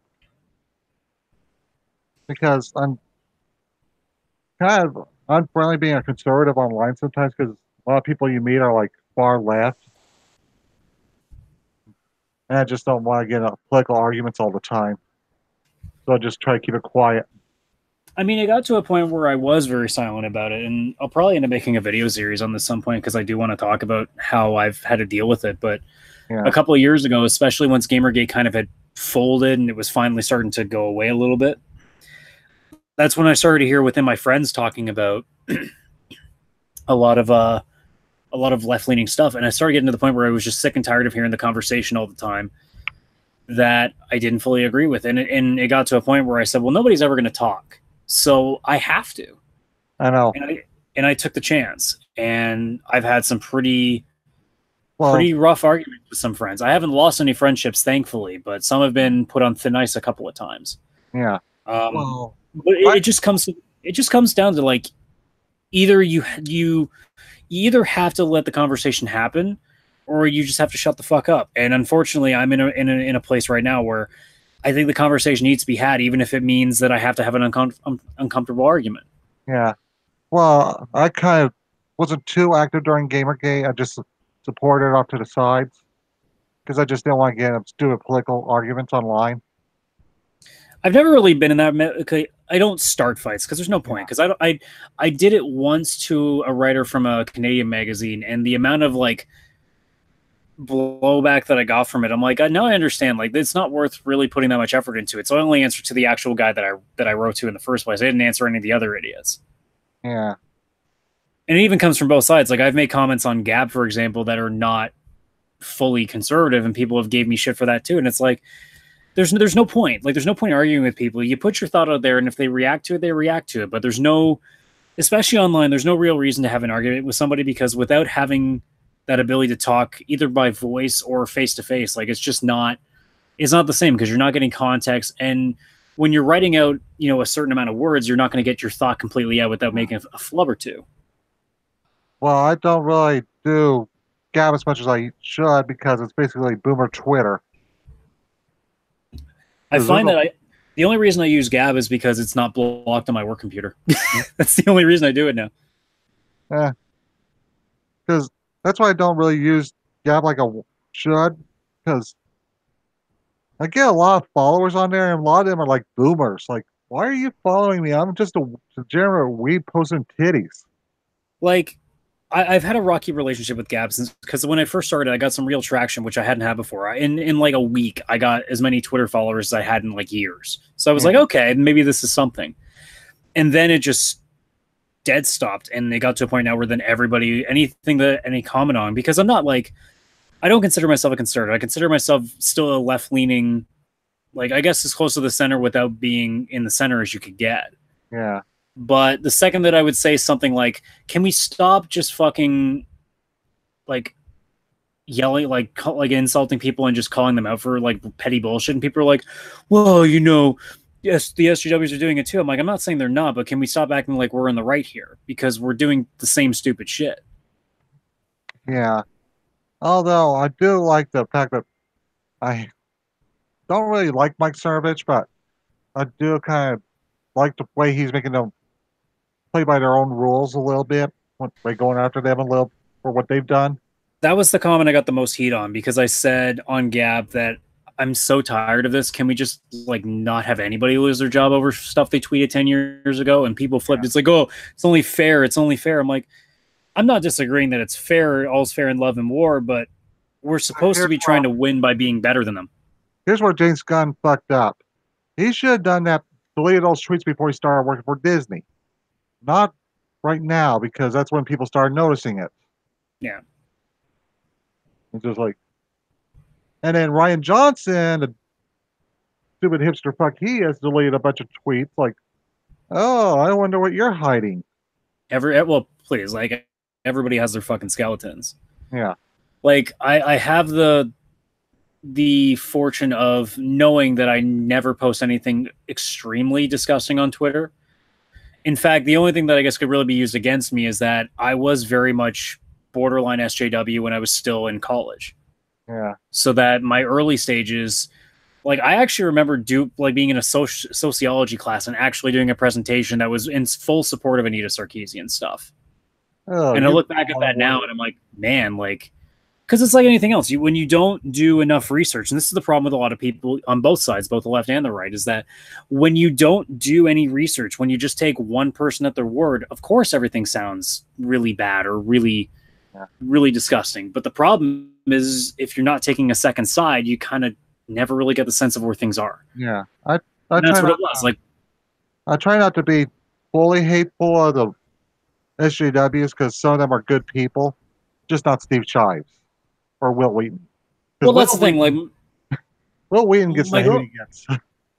My girlfriend asked me a while ago because I was talking to because she doesn't like a lot of the stuff that I listen to. Like I listen to channels like Sargon, obviously, Undoomed, and people like that like to throw insults a lot, and she doesn't like that. And I'm like, well, the left does it too, so it's no different. Well, she's like, yeah, but I don't see that you listen to a lot of left channels. I'm like, well, to be fair, a lot of what I listen to are left channels. Like Dave Rubin from the Rubin Report is absolutely left. Sargon is, in a way, he still should be considered left. Like a lot of the people I listen to are left. The problem is the left considers all these right. Well, the left's moved so far left, these guys are now to the right. That's the thing. Because what you would consider, like what we would consider today as being what a leftist YouTube channel is so far left that it's unwatchable. It would be like me watching Richard Spencer, but on the left. Yeah. I don't agree with everything he says, but sometimes like a broken clock, he's right. Well, it's the same thing. Like I don't disagree with everything that Anita says. I don't disagree with everything Francesca Ramsey says, but the majority of what they do is dangerous as fuck to be telling people.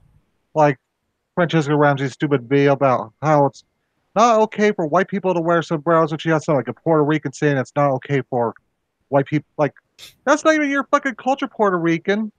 So I'm like a fourth Mexican. It's just selectivity. That's all it is. I know. It's like it's more racist to think that a Puerto Rican has a say in Mexican culture. Like, I mean, it's really hard to justify where your political stance is when some of the sites that you support, like you got Vice, you have Salon. Like Salon friggin' posted articles defending a pedophile. Like, what do you do? I know. And Vice, it was started by fucking Gavin McInnes. That's what's scary. Like, and what's the New York Times now that's getting in trouble because they have like a well-known racist on there now. Sarah John, she saying really racist things about white people, like, and people are trying to justify, like, I don't think you can justify this. It's just the whole thing that boggles my mind. I don't understand how you, in any sort of clarity of mind, can pretend that racism isn't a completely race-wide thing. The fact that anybody can ever have that thought. They always try to do the power plus privilege bullshit, but it doesn't work. But that's never what the definition's been, which is so mind-boggling to me that they don't understand this. It's hatred of people that are different than you. It's like I said this a while ago, and it resonates with some people, and some people just kind of pass it off. I said, look, I get that you're for diversity, but if you were going to talk about making it so that it's not even, it's literally like women want more jobs than men, or women want to be paid better than men, or you want black people to have better rights than white men. Can you stop pretending that you're about diversity then and just admit that you're looking to get supremacy and you're looking to have revenge? Because if you want to say you want revenge, I'll accept that reason. You're still wrong, but I'll at least accept that because at least you're being honest. But when a lot of these people are coming out and saying they just are looking for diversity, but what they actually mean is they want supremacy, you're being it's an absolute crock of shit. Yeah, that's kind of the thing. Like, Anita has some good points, but she's all about female dominance of the gaming industry. Like she wants to be the arbiter. Yeah, people like her want to take over all of our hobbies that we've built up over the years. And thing that they don't understand, the reason why they're getting pushback is that basically this is a house we built. Yeah. We don't know how long you plan on staying. You're just here because it's popular at the moment. And you want all these changes, And the moment it's not trendy anymore, you're going to be gone. We're going to be stuck with this gaudy wallpaper. Well, that's the thing. Like somebody who's been living in the house for 20 years and you're coming in and you want to completely change the house. Like, it's not your fucking house. No. Like, there's a thing we call compromise here. And the problem with a lot of these leftists is that they don't want to compromise with anything. They just want it their way. And it's not to say that the right wouldn't do this as well, but the right doesn't have a voice in the games industry, so we don't know what the right wants. Like, I don't know. Like, somebody asked me the other day, it's like, what would, because I was talking about the whole thing about needing a conservative voice in the press, and they're like, well, what would they want? I'm like, that's the thing. I don't know. That's why I want them there, because I don't know what a conservative fueled game would be. I don't know what that is. Oh. If it ends up being some racist bullshit, then we call it out for being racist bullshit. But we can't just sit here and assume what it's going to be. We have to let them have their opportunity to show us. We gave the left their opportunity. We gave the SJWs a chance to show what they really wanted, and they've shown us that they're way over their fucking heads. Yeah. So we're trying to correct that. And it's like I play a lot of mobile games and the Marvel games. I used to play those a lot, and I'd like them for a while. Then all of a sudden, they decided to stick Kamala Khan in the game. Miss Muslim. I'm like, no, God, please no. Please no. Because of all the characters Marvel has, they choose her. The only people that like... Thing, like, is it even necessarily the race, or is it just because there's so many better characters they can put in first? There's better characters, because she's the like... They're trying to put her in everywhere because they want a virtue signal about how they got a Muslim character. And most people are like, what about Taskmaster? What about Quasar? What about Violet Veil or any of these other characters? Because, I mean, we see this happen in other facets. Like, for example, people are not that happy that Reno, of all people, is being put in as the next girl to be put into Dissidia. And we're like, there's so many better characters that could be done. Why is it her first? It's like anything else. Like, it's never been about, and this goes with anything that's gotten heat, whether it was Ocean's, whatever the new, whatever the new one is, like Ghostbusters and that. It's not because it's women. It's not because it's a certain gender. It's not because it's a certain race. It's not because it's a certain sexuality. It's because you can do better. Yeah. You know, if you're gonna touch a fandom, like if you're gonna sit here and be like, if you're gonna give somebody the choice between, I don't know, let's say, like, the character that you brought up, I don't know much about Marvel Comics. Like, let's say you want to do that or you want to do Iron Man. Like, why the fuck would anybody ever pick anything but Iron Man? Yeah. It's just like, here's the thing with Ocean's 8. They cast Rihanna and what's her name, the Indian girl, I can't remember her name, in the movie and expected it to do well. Yeah. Has Rihanna ever been in a movie that did well? What are you talking about? Wasn't Battleship a great success? You can't even fish. You can't even fish the sentence.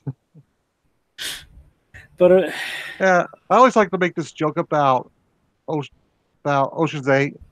We're not saying women can't pull up a heist. I'm just saying they'll be fighting with each other so much that they won't get it done. Because we know women don't get along with each other. I mean, we see that in the office scenarios, right? Like, how many startups have happened where it was an all-woman team, and it just ended up, and it's not a disaster because women can't make the right decisions, just because they're just notorious for not being able to get along for long periods of time. Nope. Meanwhile, guys, if we have a problem with each other, we might end up throwing punches and then we'll be best friends again. Well, because that's the thing. Like, the threshold for guys holding grudges is very low. Oh, yeah. Well, in Jump Fox, where he made a joke once about how two guys weren't jump at the same event with the same shirt on, they'll become lifelong friends. Women, if they show up at the same thing with the same dress, they become lifelong enemies. Yeah. I mean, at the end of the day, there's so much in terms of, like, psychology of things and just the way that everything works. But I mean, at the end of the day, it's just, you just go with your gut. Like, it comes down to, like, the whole thing with hiring processes. Just, like, stop worrying about hitting a quota. Just hire the person that you think is going to fit best on your team. That's And kind of the and if thing. I sign up for a job, if that person happens to be me, awesome, I get a job. If I'm not the best person for that job, I don't want that job. Yeah. Like I don't deserve the job. It's just how it is. If I lose out on a job, my full expectation is that I lost the job because there was a better candidate. Not because the candidate is a certain race, a certain creed, a certain gender, a certain sexuality. The person's like a son of a certain person that's in the company already. Yeah. I don't want any of that bullshit. Just show me that that person is better than me, and I'm fine. It doesn't matter. Yeah, that's the thing. That's how it's supposed to be. It just just get a little bit annoyed with because one of the mobile games I was playing was Avengers Academy. I was digging it, and then one of the events forced you to recruit Moon Girl, Yeah. and like I don't even like the character. I don't even tolerate her, and you're forcing me to recruit her just so I can get Elsa Bloodstone and Hercules. And like that's why I started really souring on the game and eventually uninstalled it because of I don't like being forced to get a character to progress. Because that's just really annoying when they force you to get this SJW character that you don't even like. Even it doesn't even matter what the character is. I just don't like being forced. Yeah. And and Future Fight they put her in like, why is she here? She's an 8-year-old girl with no powers for fighting. She's just really smart.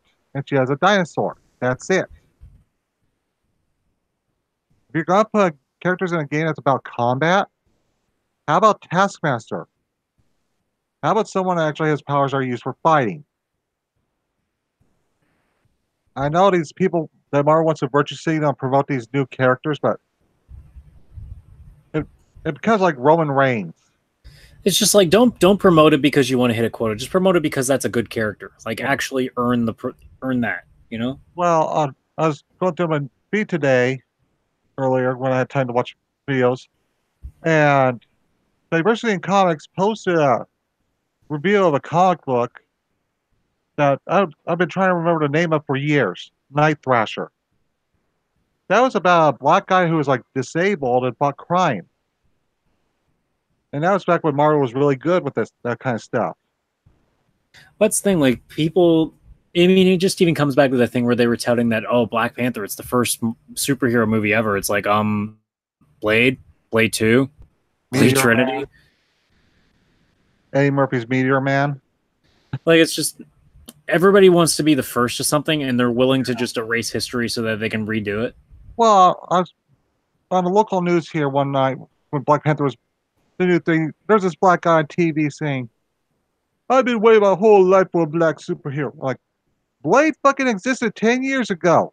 It's like Black Panther is even just a black superhero. It's just like that's been a thing for forever. I know.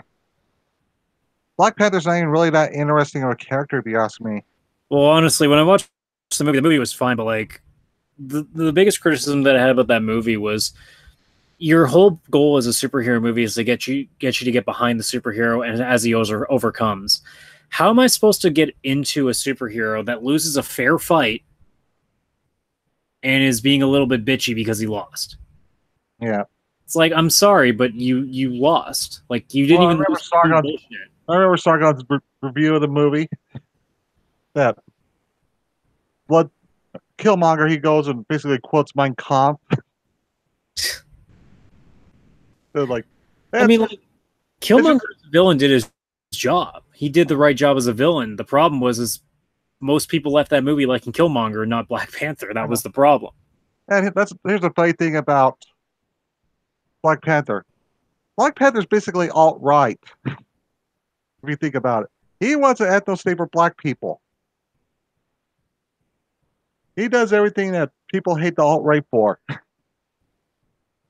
I wouldn't know anything beyond that. Like if it's certain stuff in the comics that have happened, I guess maybe. Wakanda's basically an ethno state. They don't let white people in. In fact, they don't let people from outside Wakanda into the country because if that's the thing. I don't take that as like an anti-white thing. I just take it more as Wakanda is a very like isolated nation, and it just happens. Well, they have walls that keep the other countries out because T'Challa understands that if he helps the rest of Africa, it's going to make Wakanda worse. Yeah. See, the So I don't automatically view that as anti-white, just so much as Well, that he's just very protective of his country. yeah, well, he's basically Now, obviously, the way that they treated the two white characters in the entire show, one was a villain, and then one they just what do they do? They just like they bark at him. yeah. And Saga brought up a great point about the movie. All the black people are holding spears. It's just kind of like, I know that that's a traditional weapon for people in Africa, but I don't know. It's just one of those movies that it's like, if there hadn't been any political grandstanding to that movie actually would have been really fun. But because of all the bullshit, all the over the top hype, I knew it wasn't going to be a great movie because of how much hype there was. Because you knew they were trying to sell it so hard to make it sound like it was going to be the biggest deal, and obviously it didn't. It didn't perform, at least critically, as like when I saw how many people were giving it like perfect scores on Rotten Tomatoes and whatever. I'm like, that rating's going to eventually come down, and sure enough, the fan rating showed they prevented people from giving it bad ratings. Yeah, and that's when I'm like, look, like I want to take your movie seriously, but like people are making it really difficult to do so, because when you have people going out there saying, "Dear white people, don't watch it on the day of the premiere," I'm like, go fuck yourself. Yeah. Well, for me, I was starting to sour on the Marvel movies because I was just getting tired of superhero stuff in general, and then Spider-Man, they decided to virtue signal a little bit, and well, race. I mean, obviously, like Black Panther got completely snubbed out. Like Infinity War did like $700 million better. Yeah. Jurassic World's not far behind it. Incredibles 2 might actually pass it because Incredibles is just doing so goddamn well. Yeah. So it's like they keep touting how it's like this big thing. It's like it's a Marvel movie. Like Ant-Man and the Wasp made almost $500 million, and like it's like anything with a Marvel license to it right now is going to do really well. It's just how it is.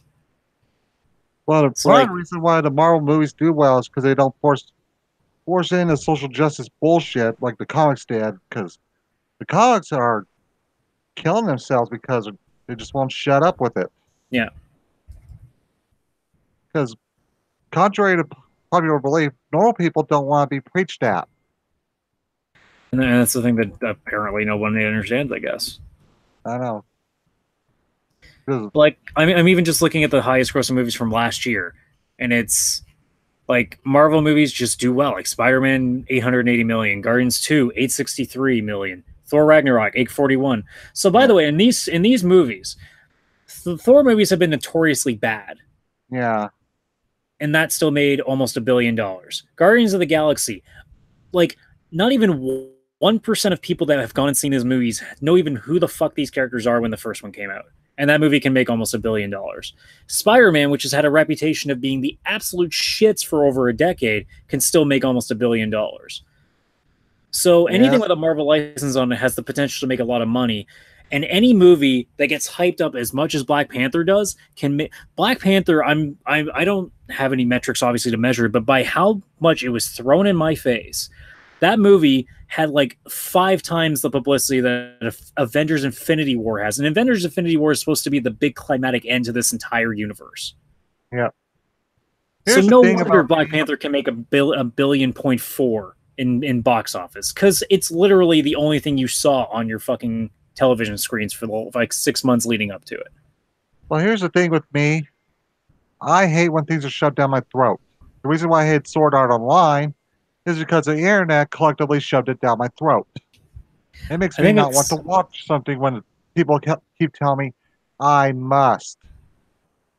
That's when I go. I think that's why when I finally got to play Uncharted and The Last of Us that I didn't like it, because it was shoved down my throat as being the best game ever. And I came in thinking, okay, well, this is going to have to be really good. And then when I play it and it's maybe good at best, I'm like, what the fuck? Yep. It's like I'm at the point now that I don't overhype myself for anything. Pretty much. Like the only thing that I'm hyped for is Kingdom Hearts 3, but that has nothing to do with what the game is. That just has to do with the fact that it's existing.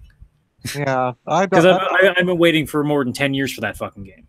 Yeah, I'm not really into it anymore. 10 years ago, I would have been, but Now I'm just like, Well, who knows? I might play that game and think it's garbage because it just hasn't aged. Like who knows? It might actually be a piece of shit. But it's the same reason for why a lot of people got really excited for Mass Effect Andromeda, because there was a pedigree to it. yeah. And You then, know, then you had the backwards gun yeah. that they never quite fixed. It's just anything else, something that has a history behind it, you will get hyped for. Now, it's with anything that I've never played before, or anything that's from a series that I've never really enjoyed. Like it's easy for me to temper my expectations now, and I think people need to kind of do that. Obviously, we're getting a lot better at not pre-ordering games left and right, but it's at a point that I think people are putting too much stock into a game that you kind of got to sit back and realize there's so much else out there, and you don't have to worry about paying $70 for it every time. Yeah, that's kind of the thing. Like, going into Destiny, I knew what I was getting. A lot of these people that are pissed off at Destiny, they bought into all the hype. And I was like, we haven't gotten that far in video game technology that's possible. Just settle down a little bit. But they won't listen. When Destiny 2 was coming out, like I basically just went, hey, if it's like Destiny, I'll be fine. And when I started playing Destiny 2, it was fine. Yeah. Once I got to the end of things and there was no expansions yet, it was like, oh, so this is it? Well, okay, fine. I guess I'll just put it down. I grinded it out for a little while, and then eventually it was just like, okay, like there's nothing else here, so it's just time for me to go. Oh, great, smoke alarm. Somebody's cooking downstairs. Well, you know what? I'll take this as a hint. It's past midnight anyway, so I think I should probably take off. Yeah, we've been going for well over 2 hours. Well, 2.5 if you count the part that was off air. So I think we'll wrap it up here. Yeah, I'm going to do that. I'm going to take off. So thanks for having me on again, man. I'll talk to you later. No problem. See you later. And for those of you that tuned in, there's Sai, and good night.